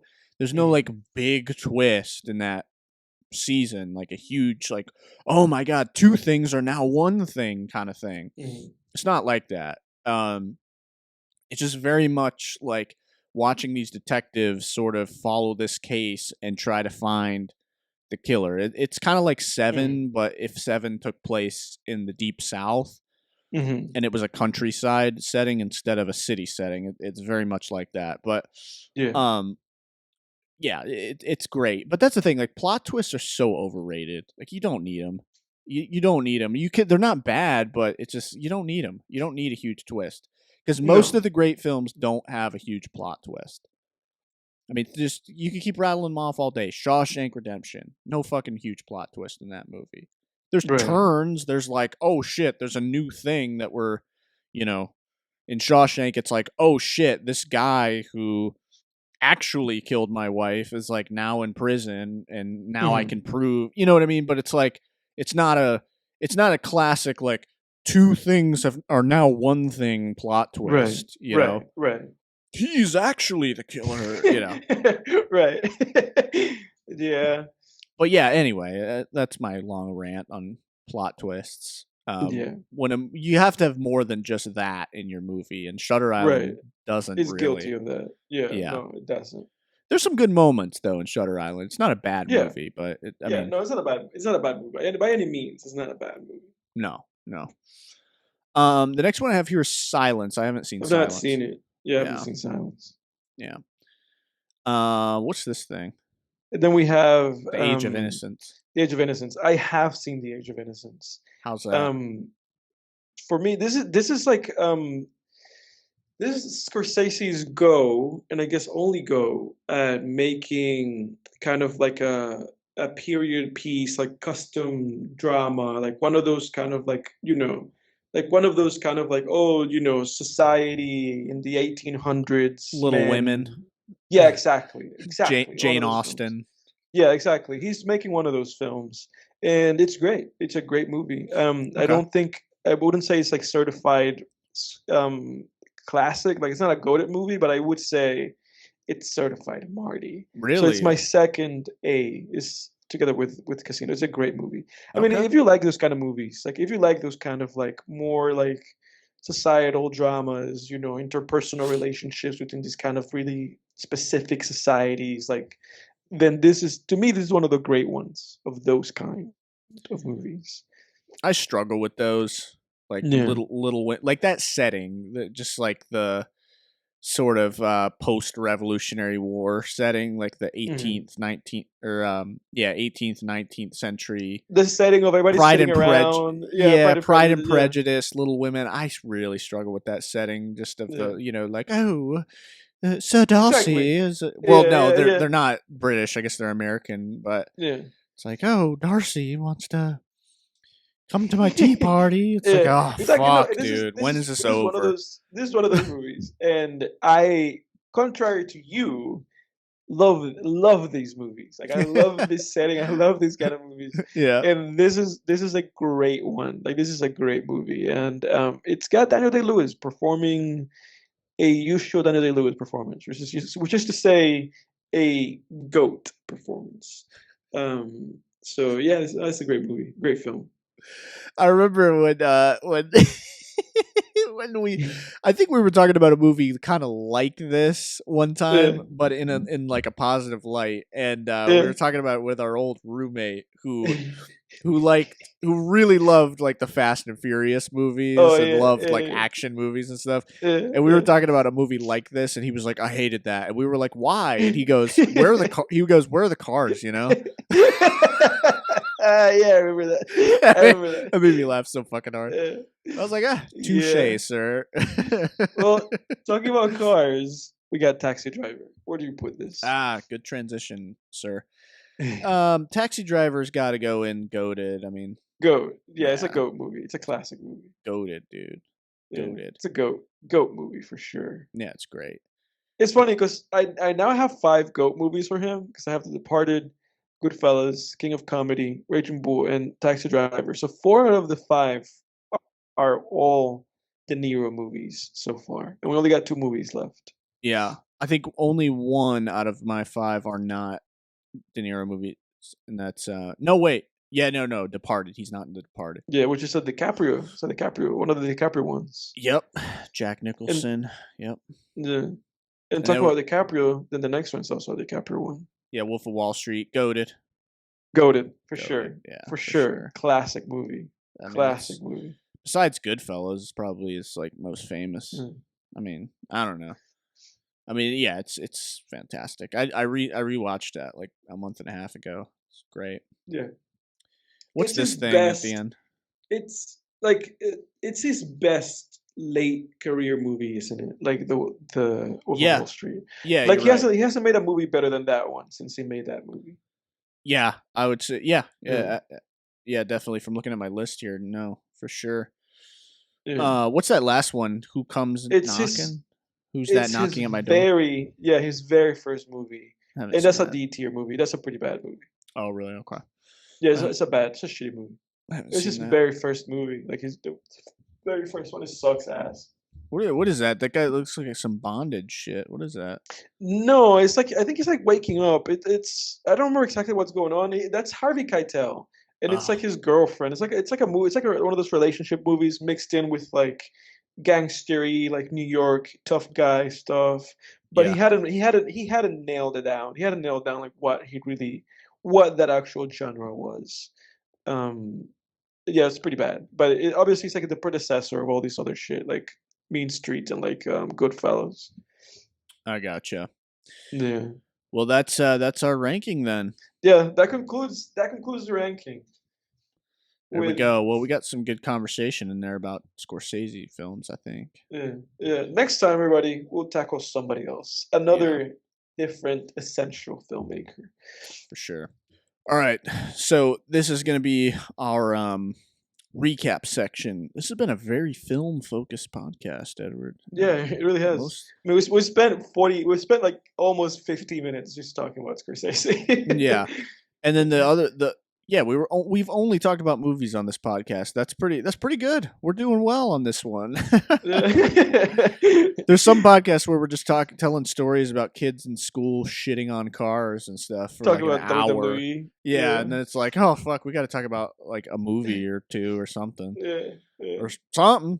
But anyway, we're gonna get into the recap section of what we've been watching and listening to, reading, etc. Edward, you start us off, man.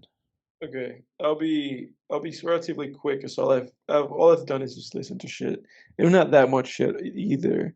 Um, I've been into J's in my journey down the alphabet. And in that I've been listening to James Blake, if you guys remember. I think the last album of his that I covered was Overgrown, his 2013 album. Since then, I also listened to, I mean, I've listened to his whole discography since then. So listen to The Color in Anything, which is a great album, electronic R&B album. Great album.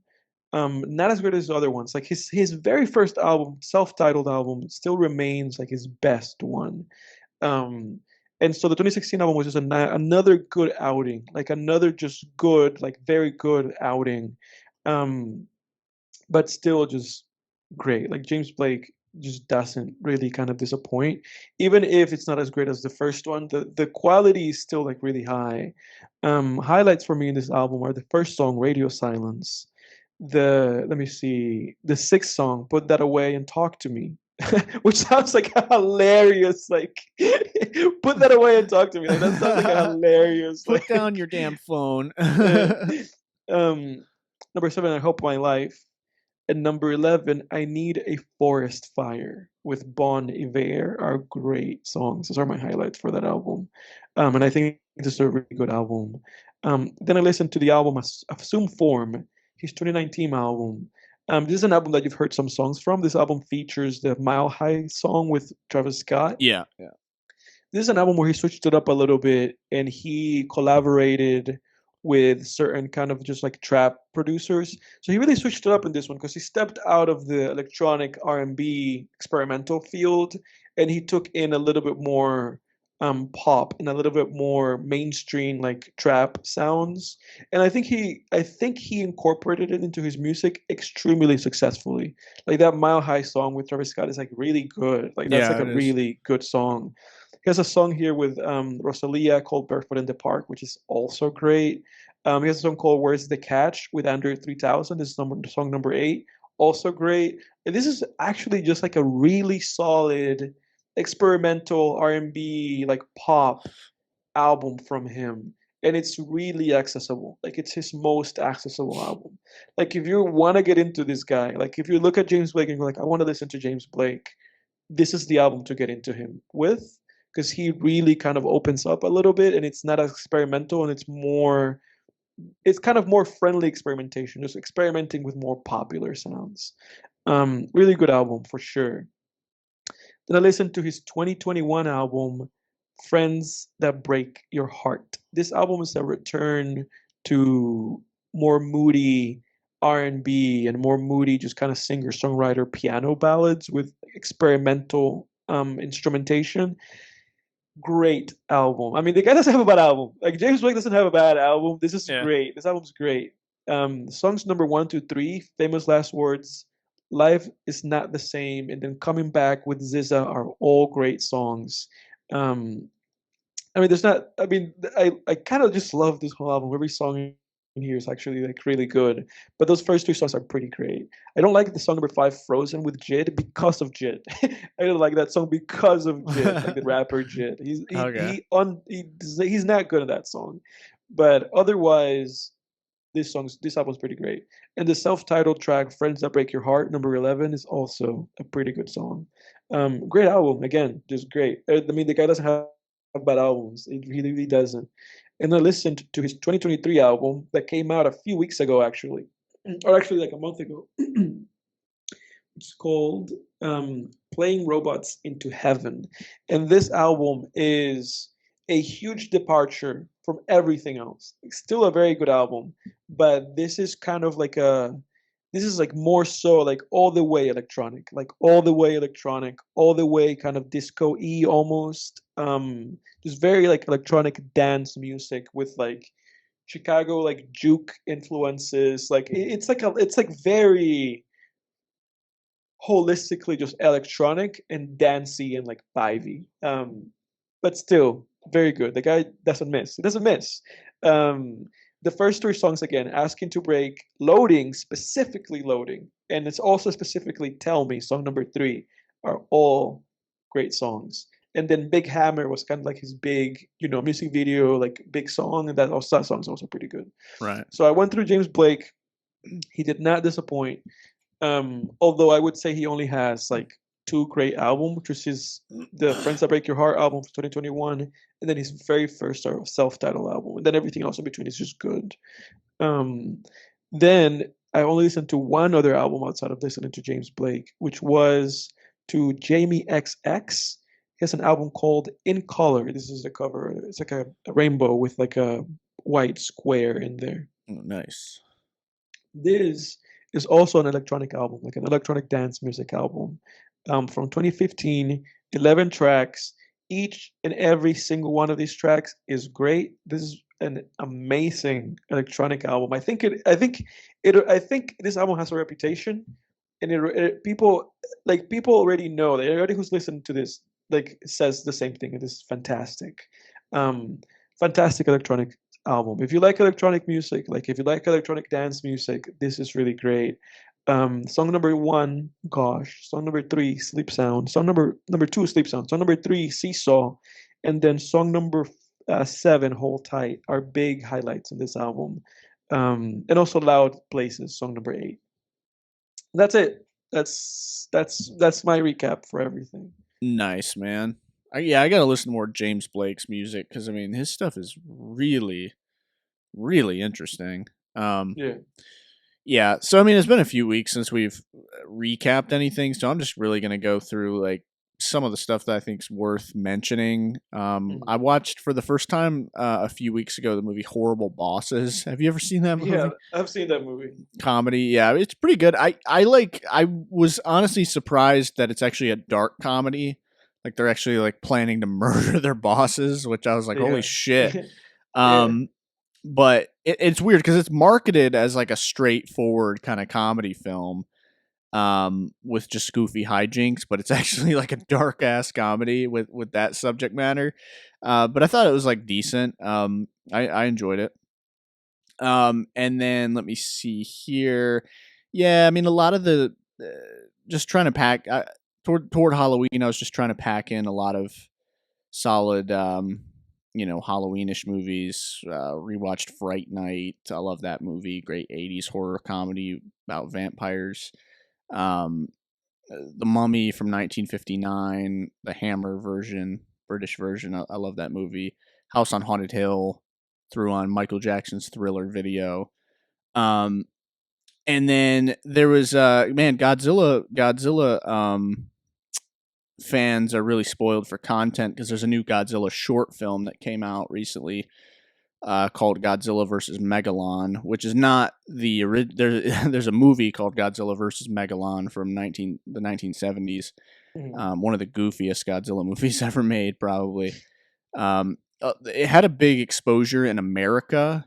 Like that movie ran constantly, apparently, on American TV throughout the late 20th century, like throughout the 70s, 80s, and 90s. So a clip from that movie was my first introduction to Godzilla, actually. But the short film was like pretty good. It was enjoyable. It's just, it's just a CGI fest of Godzilla fighting a classic adversary, and they both have like pretty nice updated looks. And it was like decent, 10 minutes, I think, or 8 minutes, something like that. And then I mentioned Treasure Planet. I rewatched that. I mean, basically a first watch since I saw that when I was like 5 years old. And then when my little cousin was here, we also threw on High School Musical, the first one. Really? Which one? The first one, yeah. Okay. Not the GOAT second one. Yeah. Bet on it with the bet on it. Yeah. I don't dance it out of the park. Yeah. Yeah. I know you can. Not a chance. Yeah. That's a fun movie, man. The first one. I mean, the first one's pretty cringy, but it's fun. I guess all those movies are probably cringy, but anyway, we had a good time watching it again, just being kids. And then I guess we better bring this up. I watched dark, sad life of Boogie2988, the new Yeah, yeah. documentary on YouTube that came out about Boogie, the YouTuber Boogie2988. I mean, what was you said you watched part of it. What's your take on that guy, first of all? Look, man, um, I did not know much about him. Like he's somebody I've seen through the years, because obviously, as we were men in our 20s, we've been exposed to YouTube since its infancy, basically. Yeah. And Bookie's just somebody who was like on YouTube like forever. Yeah. He was like So one of the first big YouTubers, I guess. exactly. Yeah, and people would mention him in a lot of videos. Like I would watch YouTubers and he would collab with them where people would mention him. I remember when he had that surgery and people were doing like, GoFundMe's and like helping him out financially, Yeah. shouting him out all the time. He was very popular and he like won like awards for being like, a content creator. Like I personally never watched his content. Like I was never Yeah, me subscribed to neither. him, but I always knew who he was. Like I always knew who he was. I've known who that guy is for probably like a decade now. Um, Not much else to say about him other than that. I always just knew who he was, and I knew that he had health issues. I know that at some point he kind of dropped off. I never Yeah. knew why he dropped off because I was never following him to begin with. And then people have, by and large, been sharing this documentary. Like I've seen Yeah. multiple people talk about this and just talk about this in like a very like I regret watching that or like I feel Yeah. horrible after watching that. And so I was like, okay, let me check out this documentary then. And so I watched 10 minutes and then I stopped and then I was like, I'm not gonna finish that. Yeah, it's rough, dude. I mean, I mean, it makes the whale look like Seinfeld, like I said before. Like it's. I, I mean, the thing, from what I understand with Boogie, right, is like he was one of the first big YouTubers, or like an Apparently, early, he made like a bunch of money too from it. yeah, a ton of He was money. like in bank. He blew all of it basically, and he also what happened too was the way he lost. So he blew a lot of the money that he made, but then he also apparently In alienated a crypto, bunch of right? well, yeah, that, but he also alienated a bunch of sponsors as well. So like people would just basically gather like all of the dumb kind of fucked up shit he said and even take some stuff out of context maybe. I mean, Yeah. in certain cases not. I mean, some of the stuff that I heard him say was like, oh Jesus. And send it to the sponsors. His sponsors would just drop him constantly. And now he's in Mhm. a situation where he's just dead broke. I mean, the documentary, I don't know, you probably saw it in the documentary where it has his like bank account balance on Yeah. screen and it's like Yeah. $400, and then Yeah. he's got to like pay off his house. And I mean, it really is just hard to watch because it is like you see this guy and he talks about it in the documentary where it's like, he had the life, he had the dream job and he just threw it away. Like he just blew Mhm. all the money and Mhm. now he's got to basically go back to work. And that was one of the worst parts of the documentary for me was like when he has to sit down with a recruiter and like interview for jobs. And it's just like, Yeah, oh I my didn't God, get that far. yeah, Yeah. it's like this guy's just so out of touch and he's just talking about like, well, I have some, experience in the adult film industry and which I don't even want to know what that is. I don't want to know about that either. Hell no. And she's just like, I don't think, do you really think that's a good thing to bring up for me to Yeah. bring up to potential employers? And, he's like a felon. He has like a felony for aggravated assault and stuff. I mean, it's just the whole thing's a mess. And on top of that, the dude is dying. I mean, he is Right. massive. And there's at one point in the documentary where he's going through a list of like all the different things that are wrong with him. I mean, it's like sleep Yeah. apnea, low testosterone, you Right. know, um, swell. Like there's a part where he's just walking out of an arcade and he's like, I think I broke my ankle just from walking. It's like, holy Right. fuck, dude. I mean, the Jesus. guy is gigantic. And I mean, he Yeah. lost 200 pounds from the The surgery. surgery and it's like Mm. still not enough. The dude is still massive. It's like Yeah. barely a difference. Um, he has a girlfriend. He's like 49 and she's 20, which is weird. You know, and like, look, she's an, you know, they're both consenting adults. Like, you know, it is odd. It's unique, but I did get the sense that they definitely truly love each other from when I was watching that documentary. Yeah. And you know, there was some comments like, you know, oh, he doesn't really love her. He's just a narcissist and stuff. It's like, come on. Like, you don't know that. Right. You know, and it really did seem like they genuinely love each other. Mm-hmm. And yeah, I do remember before this documentary came out too. I mean, when he went broke, he posted like a YouTube video called "I Need Your Help," and it was just like he wasn't even offering content or value. He was just e-begging basically. Yeah, it's like, give me money. Yeah. And all the comments were just like, "Nah, fam, you got to get a job. Like, time to go back to work." You know, it's just like, oh god. Oh boy. Oh boy. But yeah, I mean, that would suck to be like a famous person who has all this money and then have to go back to work. Jesus. But yeah, I mean, it was one of so much of that money. Like, he just blew it. He blew $600,000 just on cryptocurrency. Yeah, well, he was talking about too, like how he would take prostitutes out and like, I mean, drop 5,000 on one night, just dinner. Yeah, I saw that. I saw that lady that said that she like quit doing that because of him, and I was like, oh jeez, doesn't get much worse than this. Yeah, imagine a prostitute being like, I stopped prostituting because I slept with this person.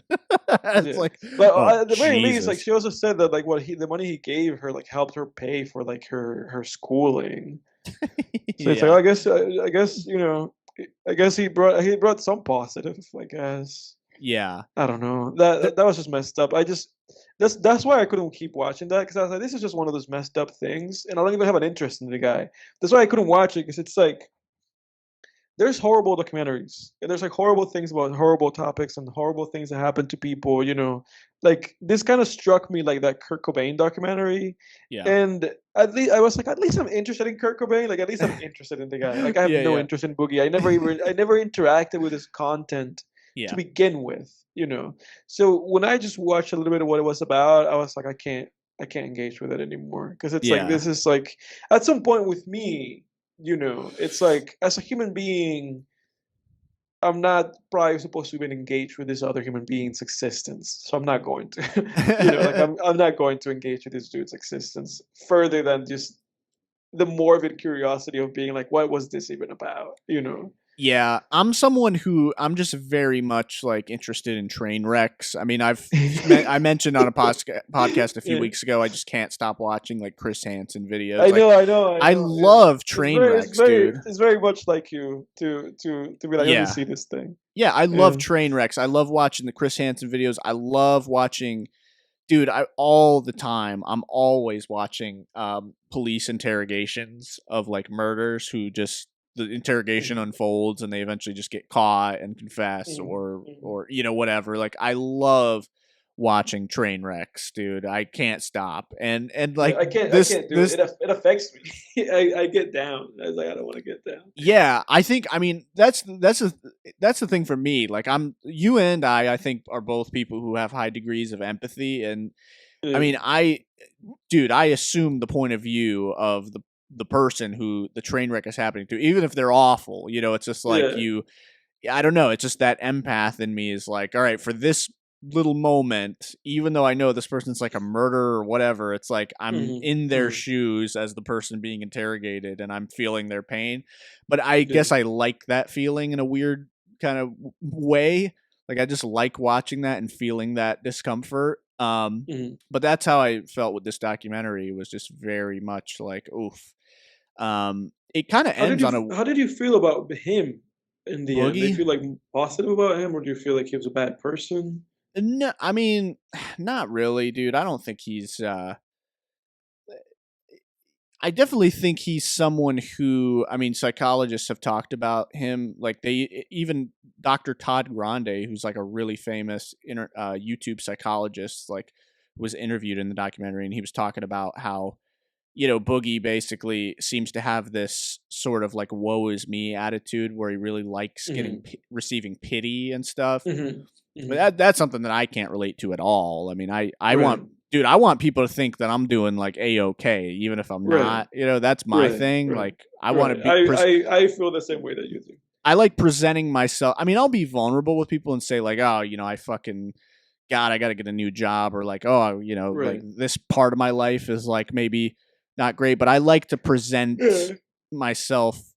I very much agree with that whole Jordan Peterson thing of like, which Jordan Peterson's a fucking goofy, but I agree with the whole thing of like stop saying things that make you look weak, like stop looking for pity. Like I'm very much like you have to cultivate an image of yourself that is someone that you respect and that like other people respect, and I think that is important. And I think someone like Boogie just thinks he's like he seems very much like a parasitic type of person where it's just like if I can get pity, I'll get what I want or what I need. But I don't think this documentary was like an exercise in doing that.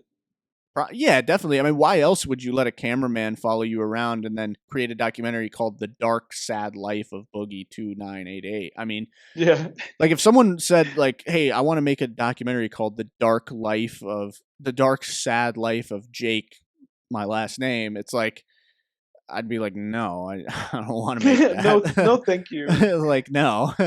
You wouldn't have much content there because my life has been not very dark, but or sad or any of that stuff. But again, like it's that's my view of Boogie. And I know a lot of people say he's like a narcissist and stuff, but like a vulnerable narcissist, which I could see, but I don't think he's like a terrible guy or anything after watching that documentary. Not from what I saw. I'm like the guy in Pulp Fiction. It's like, man, I don't even have an opinion. Yeah. Like, well, you really gotta have an opinion. You gotta have an opinion. No, I don't have that much to add about it. Like, yeah. Again, I'm down to like watch The Whale. But with watching this, I was like, it's enough. I didn't want to saturate like my own mind with disinformation about this guy, and then feel about it. It's like I'm not gonna feel about this, I'm not gonna feel about it. I don't know. People can say whatever they want to say. It does feel sad to see a person in that state, Yeah, that's whether he deserves it or not. I don't know.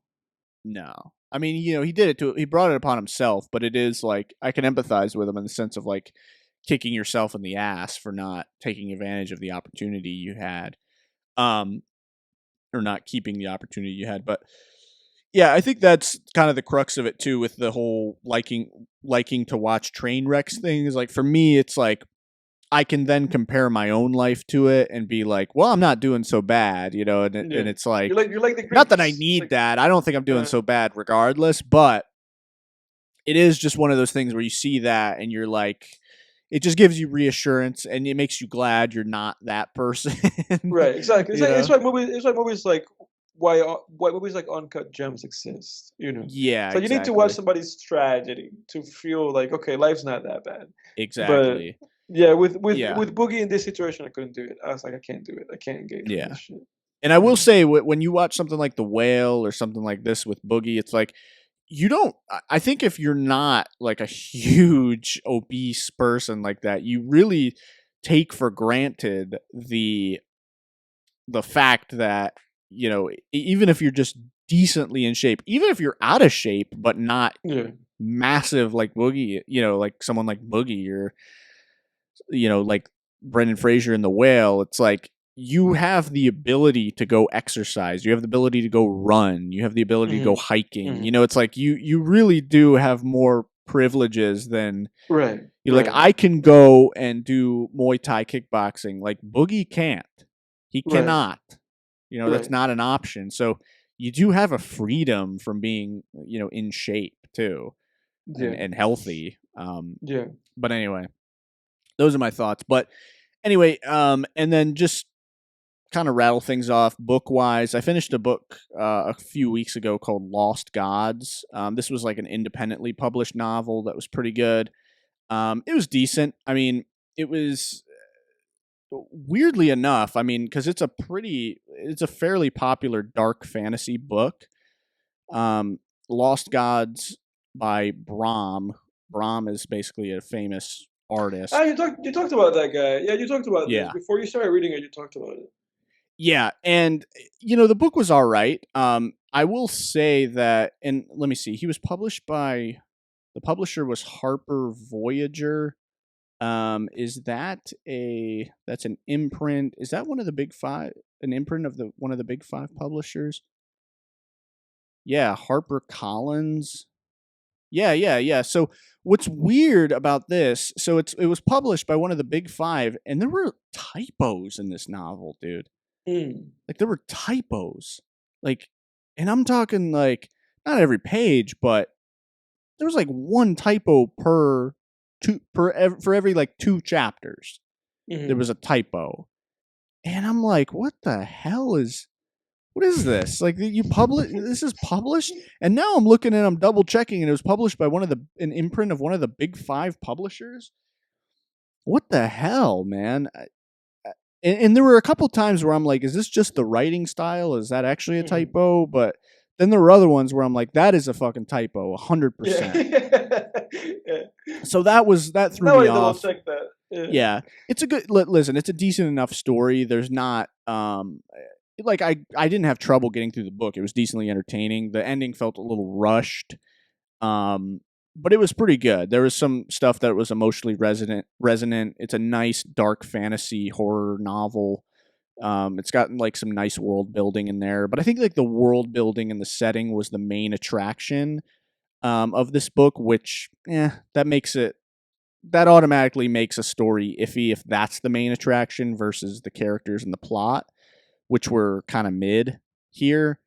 The plot was like the characters were mid. I think the plot was actually pretty good too, but I think it was kind of weak on the characters. They weren't bad, but they were just not as interesting, I think, as they could have been. So overall, I think it was like a 7 out of 10 novel, 6 out of 10 maybe.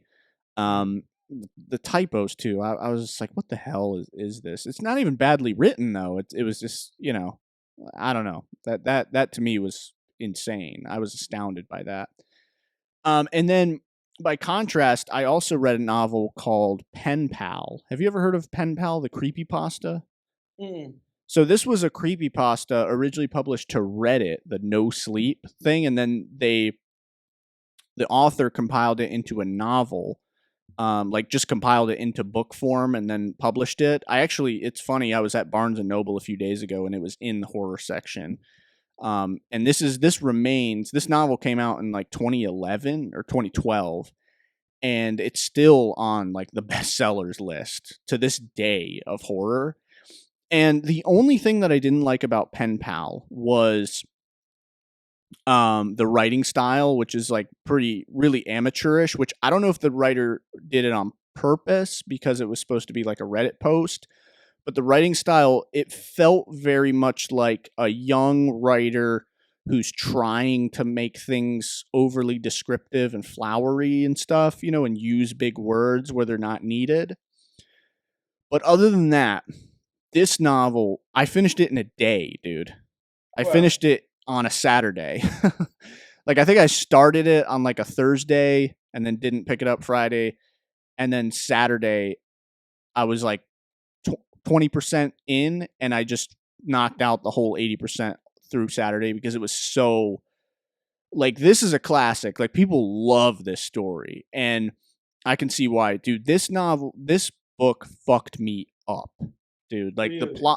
the plot is basically this guy writing on Reddit about piecing together parts of his childhood where he was I don't even want to give anything away, but it's like he's just piecing together different aspects of his childhood, realizing that he had a stalker throughout his childhood, and it is really good, and it's devastating, dude. It is terrifying and it's heartbreaking, and the ending traumatized me. Like I was in just absolute terror and a state of terror and heartbreak for a good hour after I read this after I finished the book. Wow. It was, I mean, fuck, dude. Fuck. I can't even say anything else. I don't want to give anything away. Just read Huh. it if you like Wow. creepypastas. It's probably the best creepypasta I've ever read. And I Wow. mean, fuck, dude. Fuck. Um, and then right now I'm reading a book. It's a dark fantasy horror book. It's called The Dead Take the A Train. And it's a book by it's actually co-written by two authors. Richard Kadri, I believe is how you pronounce it. He's best known as the author of the Sandman Slim novels, which are like comedic dark fantasy novels. And then he co-wrote it with someone named Cassandra Caw, who I believe is mainly a video game writer. And basically the plot of the book, I'll just read it off here off of Amazon. I'm exactly halfway through the book right now, but Julie is a coked up, burnt out 30-year-old whose only retirement plan is dying early.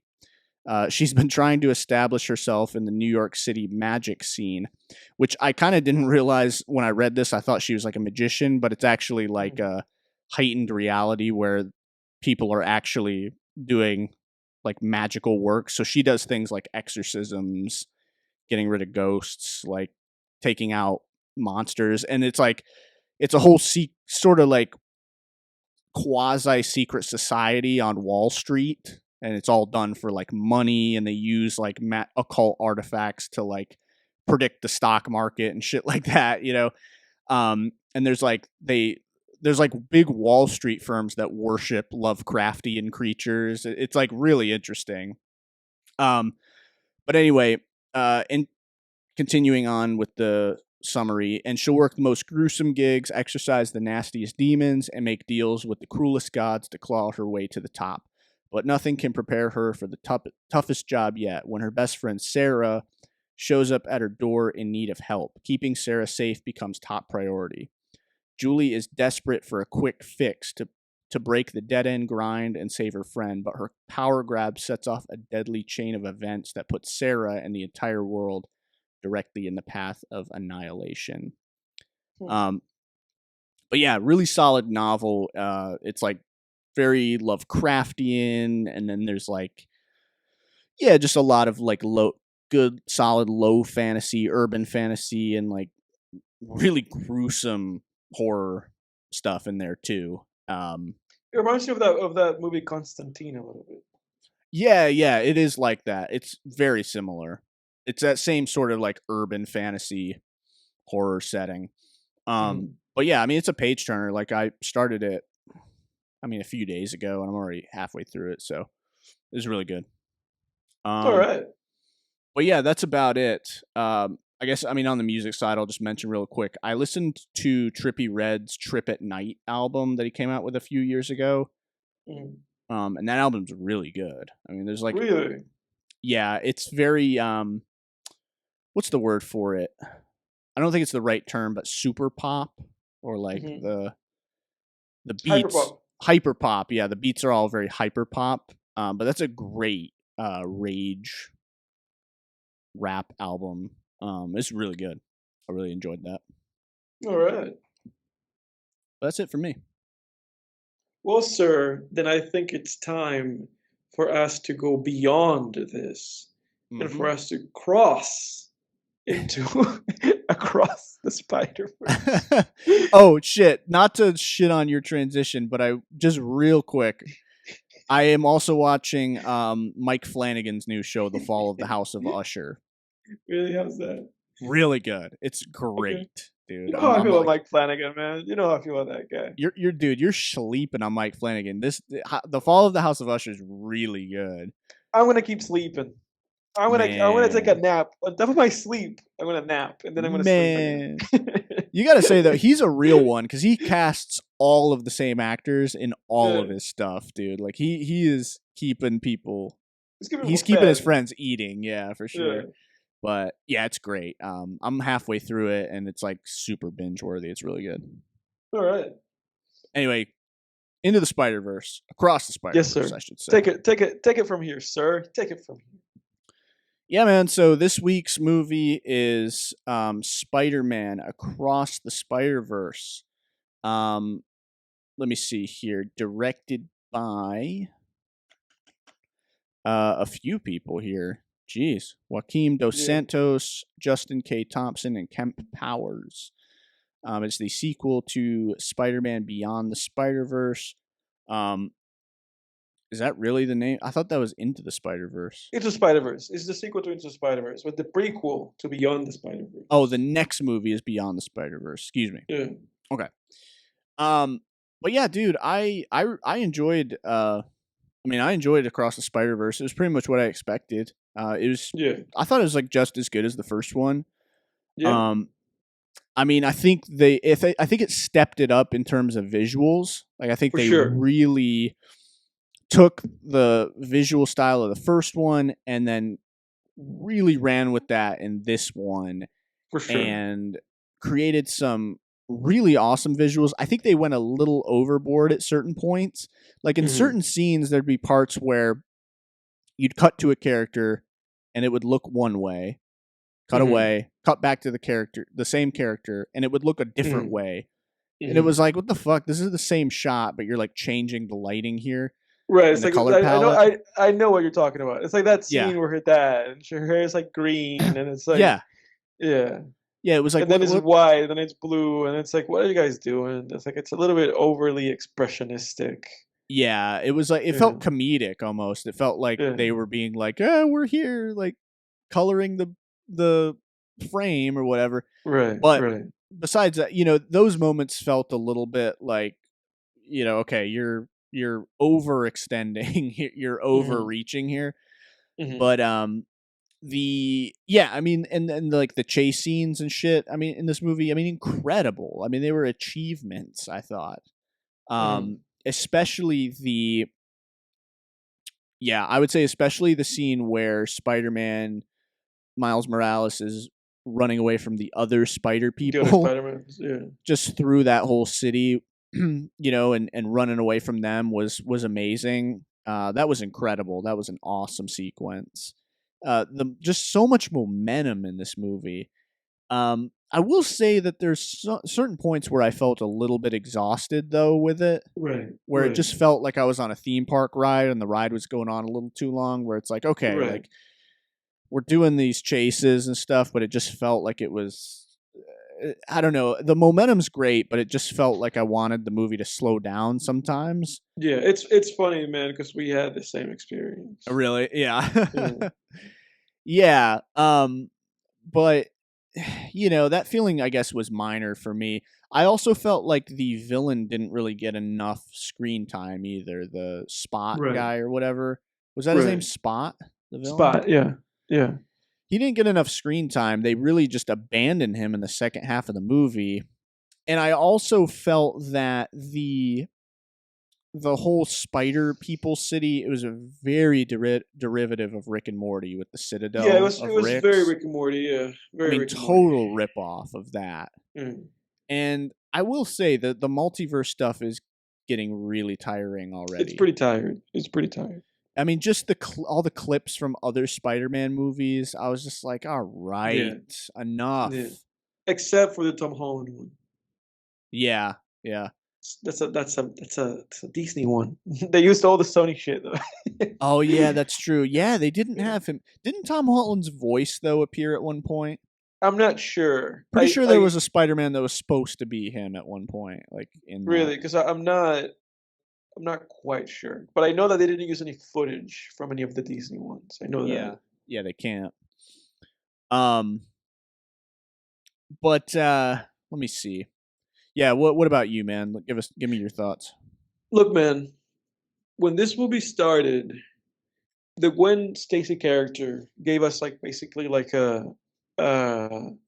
little flat, like a little update, or like oh, last time on Spider-Man, she was like, this is what happened on Spider-Man, and now I'm angry because my friend Miles is not around, and at the very beginning of the film, I found her character like pretty unlikable, but I think that was the whole idea that you were not supposed to kind of like her. I don't know. Like I found her like really like I was like, please get me to my house. I was like, get me to my Yeah. house. Get me out of here. Like I'm not interested in this character, because it was like from the get go with this film, I was just kind of like, I just want a movie, like I don't want to do I'm the Spider-Man in this universe, and Yeah. these are my going on. So Peter in my universe was the lizard guy, like Mm. I was like, I don't care, um and then the stuff happened with like, and I like I struggled through the first like 15 minutes because I was like, I don't care. And the first 15 minutes, like you said, were like overly expressive, and overly animated. And it's like, it almost felt like they gave each fucking keyframe to a different animator. And it's like Yeah. they told each one of them, it's like, with your keyframe, do whatever you want. It Yeah. doesn't Yeah. have to look like the other It's guys. a good way to put it. Just do whatever you want. If you want to make your keyframe, green, if you want her to be green, it's fine. Even the other keyframe, it was blonde, and that's what that guy did. Doesn't matter. Like Yeah. it felt like they were above. It felt like they went like above and beyond with giving animators like freedom and saying to the animators like, just do whatever you want. You know, make it as expressive as you want. Because I know that that's like the joy of animation, that you get handed a scene and that they go like, here's your scene. This from minute 15 25 seconds to minute 18 30 seconds. This is your scene, Yeah. and you animate it. Yeah, And that's how we do it on my team. It's just like different right. So animators so get I, different shots and different scenes. Yeah. Right. So it's like I know that that's how this shit works, but at the same time, it's like regardless of how animation works, it's like there has to be some cohesion. And there were scenes in this film that felt way out of line, Yeah. and way like to the point of being detrimental. Because it's like I love animation. I've loved animation my whole entire life. We initiated this podcast talking about animated movies. Yeah. And I've spent thousands of hours watching animated things, watching anime films, like thousands and thousands of hours. I've seen hundreds of shows, hundreds. I love animation, and with this film, it was detrimental because it called so much attention to itself Yeah. that it was just not fun, and it was just very noticeable. Yeah. And so beyond that, when it came to that scene with her and her dad, where the dad was like, well, I'm gonna be a cop first instead of a father, I had issues with that scene. Like that scene felt very contrived. Like Yeah. very contrived. I did not believe that scene. Because that scene, That's before when he that scene, they had tried to arrest her, basically. exactly, and he Yeah, pointed the like gun like back what? at her. Yeah, what I dad did would do that exactly? but not even what dad, because you could say that, you could make an argument for that, but the issue with that was that the scenes that preceded it were of him being like an extremely like loving father, Right. like extremely loving, like hugging her and saying that he loves her and trying to support her, trying to like understand her, like. And then the next scene that we get, he's like, "Oh, I'm gonna shoot you. Put your hands down." And it's like this is completely unbelievable. Like there's no believability to this scene. Like it felt so forced. And the next scene, and then finally we switched to Miles, and I was like, "Oh my god, I couldn't wait. Yeah, I Couldn't wait to know. get out I of that know. fucking, you know." And when we switched to him, I was happy because I was like, this is the Spider-Man that I've been waiting for. This is my Spider-Man in these animated movies. I don't know why we started with Gwen Stacy, but then the shitty thing was that then he recapped too. Yeah, I Like know. she did a recap at the beginning of the movie, and then he did a recap at the beginning of the movie. At the beginning of his side, he was like, "I was waiting by that spider." I was like, "Dude, we all fucking know this shit." And not only do we know this, Gwen Stacy already recapped this. Yeah. And isn't the whole idea with this movie that is meta? Isn't this supposed to be like not even meta? This is postmodern. Like this is post meta. Like isn't this supposed to be post meta? We're not even referencing anymore. We're just assuming. Yeah. we're assuming they already knows. We're not even fucking making references. So it's like the fact that they referenced it, I was like, what is this about? But then when the movie actually got started and we got to hang out with him, and the movie like slowed the way down, like slow down, because with Gwen Stacy it was frenetic, Yeah. and like seizure inducing. Yeah. But then when it slowed down with him, I was like, thank God, we can slow down and see kind of the conflict with this character, the classic Spider-Man conflict. He's struggling with life work balance, right? So I was like, great, I'm down. I'm down with this. This is what I want. I just want to actually have like some human, like a human story. I just want to be able to hang out with his character, see what the issues that he's having, and then see him be Spider-Man, see him be faced with tragedy and sacrifices and the inability, the crux of this character, the inability of being both, a human being with feelings who wants to have a girlfriend and who wants to have a relationship with his parents and so on and so forth, while at the same time being the only hero available in New York City that's full of crime. And we didn't get that out of this movie. Because then what this movie becomes is Miles, is chasing after Gwen Stacy in multiple universes, and whatever, man. Like it was cool. Like you said, like when he arrived at that like citadel of Spider-Man, I was like, this is just a Rick and Morty. Like this is just Quantum Mania. Like this is just every other thing that they've been doing with these superhero movies. It's the same thing. It's like this post-meta, like self-referential, like wink wink, like, oh, but we don't care. Like we were, stories have been told. We're not gonna tell a story. We're just gonna do BS, like shit. And it was just too much, man. Like it was too much. Like you said, it just became this theme park ride. And halfway through that chase sequence, I was done. I was like, I just want this to slow down, Yeah. Because the only things I've liked about this movie, it's when it was slow down, and it's when it was him and his parents, and just trying to like navigate that dynamic. And everything from here sucks. And even like the narrative element of it being like, um, you can't stop canonical events or whatever. Like even that, I was like, this sucks. I Because know. the issue with this is that it's actually true. It's like, the issue with this fucking shit is like these other Spider-Mans are trying to tell him, like, hey man, like you can't have your cake and eat it too. And that's the funny thing, because at the beginning of the movie, when the lady's saying like, your son's not here, and you know he can't have his cake and eat it too, and he goes like, oh, what if I make two cakes? Is what he says. So that's like he carries that character carries that idea all through the movie, where Yeah. he never kind of understands that it's like, no, there is, you can't just do it all. You cannot be Spider-Man and the perfect son and have great grades and have a girlfriend. Like you can't do all these things. And it's like, he's unwilling to accept that, and the movie backs him up in a weird way. I know that this is like the first of two movies. I know that this is like a to be continued kind of shit. Yeah. But it's such an immature like thing to leave audiences with, this kind of back and forth, and to be like, yeah, this is what the character is going to stick with, and this is the character that's going to be triumphant, and this is the character that we're going to present, excuse me, as like, right and heroic, and all the other characters are just gonna they're gonna fall in line because he's being like really hard-headed about this.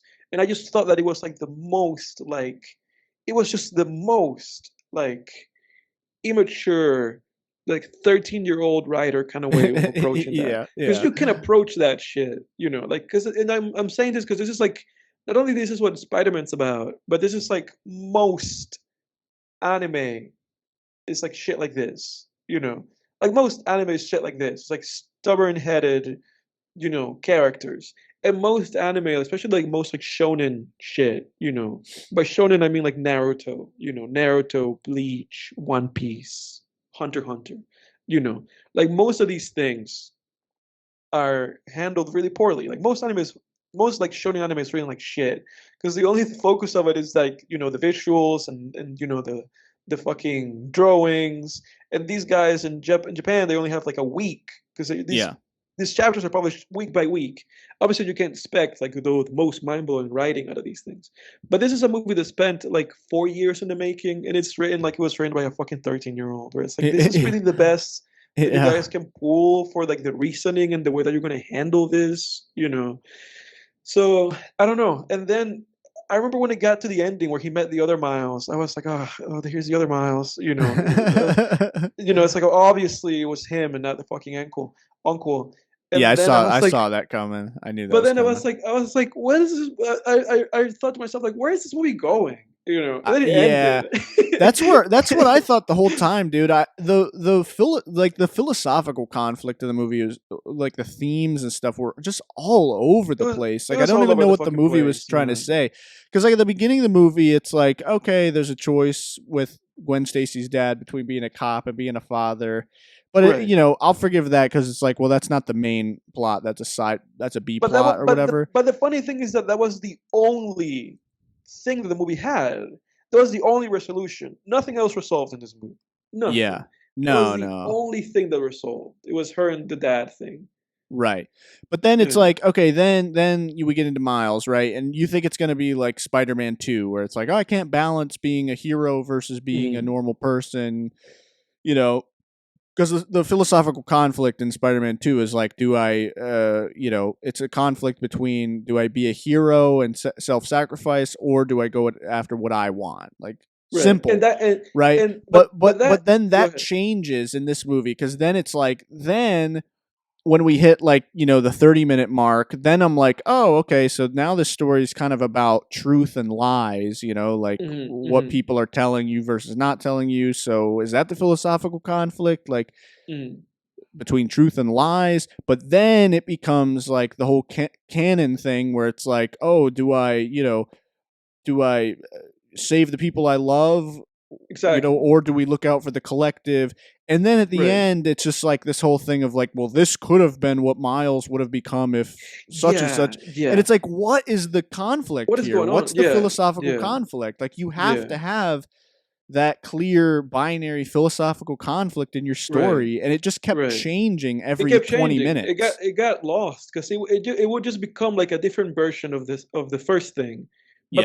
but like a completely different version, not like a brother version, like a cousin version of what it Right. was. Yeah, Because exactly. like you said, it started one way, and then when it became this like saving one person over the many, then it was like, okay, this is like a version of what this started as, but at the same time, this is like way off the path of where Yeah. we're going. Yeah, because you can't just say, because it's almost like this movie was like about choices, and it's like, well, Right. yeah, but that's a philosophical conflict is like a Right. choice between two things. But they almost were like, this movie is about a choice between two things, and it's like, well, no, you have to make those things specific.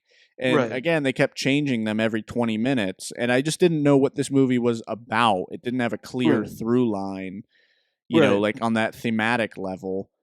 And that's like the most important piece of your story. I Right. mean, that's what And drives Spider-Man 2 is like, exactly. what's he going to do? What's the right choice here? What would Right. you do? Would you be Exactly. Spider-Man or would you go after Mary Jane? Dude, Like, and that's the thing with like Spider-Man 2, and I think this is why Spider-Man 2 remains. And I have to yes. rewatch the Tobey movies, but it's why it remains like one of the great superhero movies, Yeah. regardless of like how dated like the CG or whatever it may be in that Yeah. It's movie. like, who gives a Like it fuck? remains exactly, but because like the human story within that film is so compelling, Yeah. and the funny thing about that film is that that movie at its core, like Spider-Man 2 is an existential film, Yeah. like you said, it's about making choices. It's like truly like an existentialist film. Because at the end of the day, it's like, and it's like melancholic. Like that's a movie that when the movie ends, you don't feel happy. Yeah. You don't feel happy at the end of Spider-Man 2 because you're just like, man, like he made a choice. And even though he got the girl, you can see in her expression, like, man, that I don't really have that guy. Like Yeah. and like things are kind of everything's messy at the end of that movie, and it's like it just feels so human. It Yeah. just feels like such like a human film about a superhuman character. Yeah. And I feel like The that's what fact that this she's in a movie. wedding dress at the end of that scene Yeah. is so good too, because that ending scene really feels like a wedding where it's like, Mhm. okay, this is the happily ever after, but there's going to be a lot more after this, and it Right. might not just end like happy like this. It was sort of Right. like, it was actually a really good choice by Sam Raimi to have her still in a wedding dress at the end of that Mhm. scene. I think Mhm. that was definitely done purposefully. Right.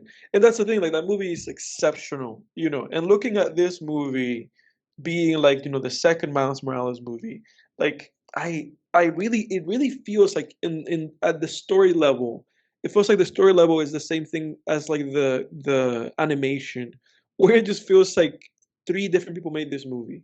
Like it feels like somebody made a part of this movie, and they handed it off to the other person, and then that person was like, this is actually my movie, and then somebody handed it off to another person, and then the last like hour 45 minutes is the third person. It Yeah. doesn't feel cohesive, like it doesn't feel like a story. And also, like, for me, ultimately, I'm so done, dude. I'm so done with like the meta bullshit. Like, I'm Oh so my done. god, I'm so done Like, with it. I'm so done with it, man.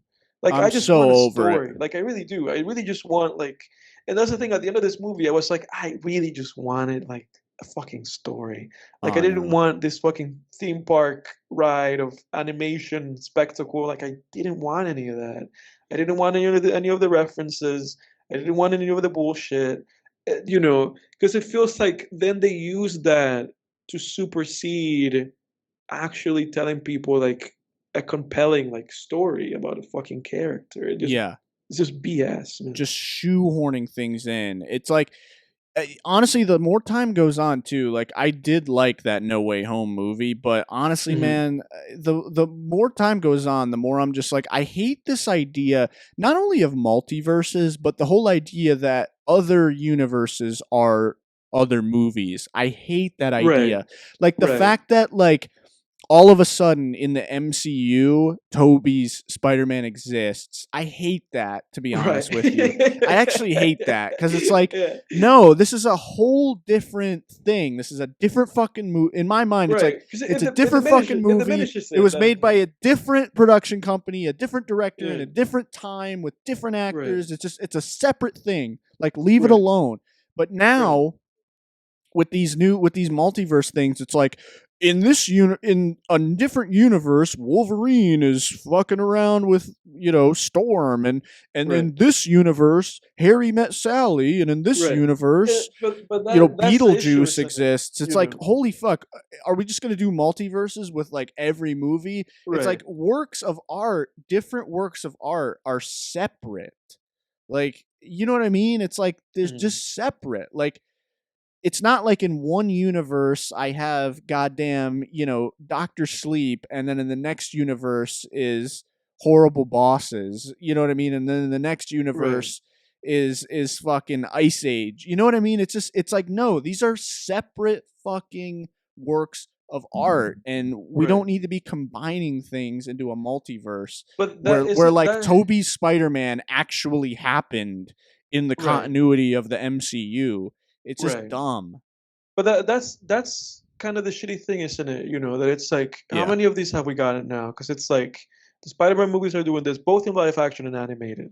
Doctor Strange movies, the Ant-Man and Quantumania movies, like all of these movies are about how there's multiverses. Yeah. Even the Endgame movie was about multiverses, like the Avengers Endgame. Yeah, It's like, oh, then that exactly. universe Thanos is alive or whatever. Yeah, So you could it's just like, undo things and, and that oh, he's and alive again.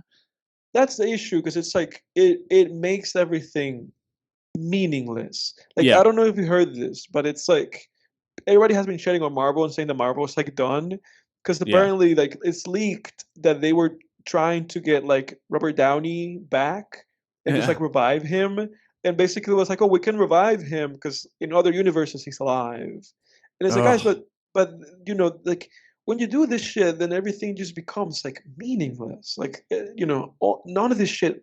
It's all this shit is like worthless. And that's the biggest issue. Like when this Spider-Man movie came out, all that I heard was praise for it. I mean, it has really high ratings online. I don't think this is a good movie, man. Like, I think this is, in terms of animation, one of the greatest animated efforts Yeah. ever, ever, without a doubt. In terms of like storytelling and character and actual like fucking modern storytelling, this is like way below par. Yeah. Way below par. It's This is it's not. a nothing burger, dude. No, It's it like is. It it's like a is. what the fuck ever. Exactly. Because at the end of this movie, I was like, I'm not leaving this with anything. Like, No. with anything. Yeah, And I'm not gonna that's like, go and like think about this movie, you know? right. And that's the shitty thing about this. Because, and you know, I know that Scorsese has his own war against spectacle films, but Yeah. that's the shitty thing about this, because it's like, and obviously Rick and Morty is to blame for this, because it's all traced back to Rick and Morty. Oh yeah. But the shitty thing about this is that we've moved. These kind of movies are convinced that audiences don't want stories. Like, these kind of movies are convinced that it's like audiences are beyond like modern storytelling. Like, what audiences want are just meta things. And if they're not meta like fucking Deadpool, then they're gonna be post meta like fucking Spider-Verse. Like, it's like that's not really what people fucking want, man. Like, at least I don't think so. Like, I don't think so. Like, I think we really need to get back to legitimately just crafting stories. Yeah. Absolutely. Yeah, we do. Because until then, it's like just yeah, it's like you watch this and the meta shit. It really is just like okay, it's a movie about.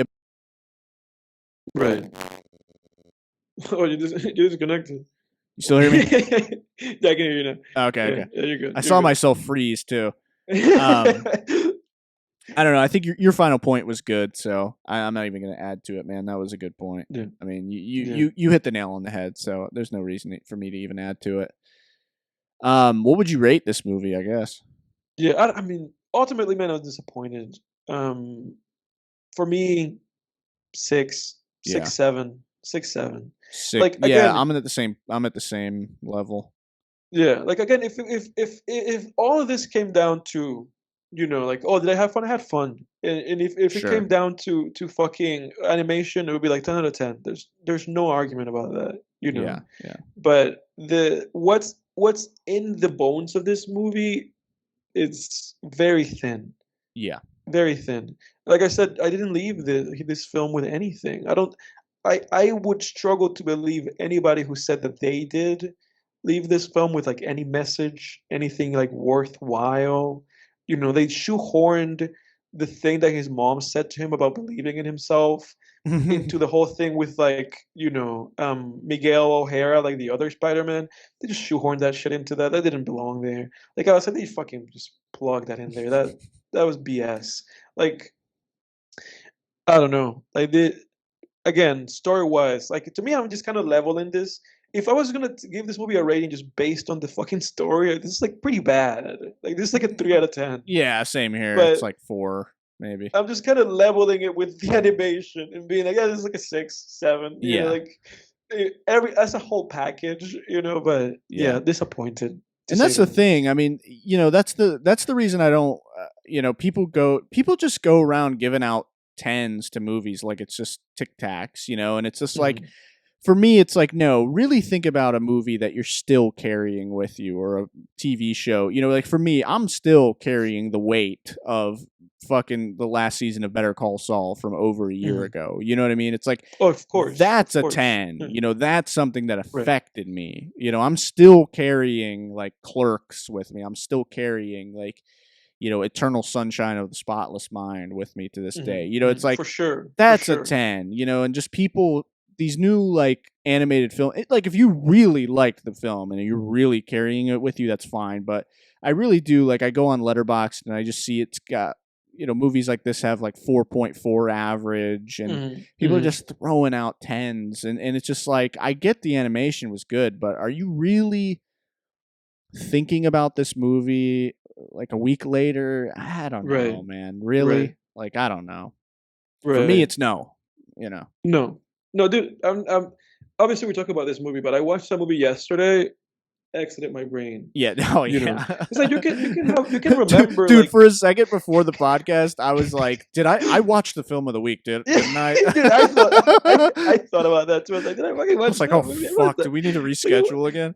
I was like, I watched that movie, right? I watched that movie. No, man, this is pretty silly, and you know, shame on Guillermo del Toro because he was being like, oh, this is one of the greatest movies. Like, fuck you, Guillermo del Toro. Like, what are you talking about? Um, But I'm excited for next week's film, man, which is take it away, Edward. Next week, everybody join us as we will watch The Killer by David Fincher, also marking the return of one great Michael Fassbender. So get hyped. We'll talk about that movie next time. Yep, it's gonna be awesome. Get hyped, everybody. Next time on Film Tangents. Next time from Tangents, we're out.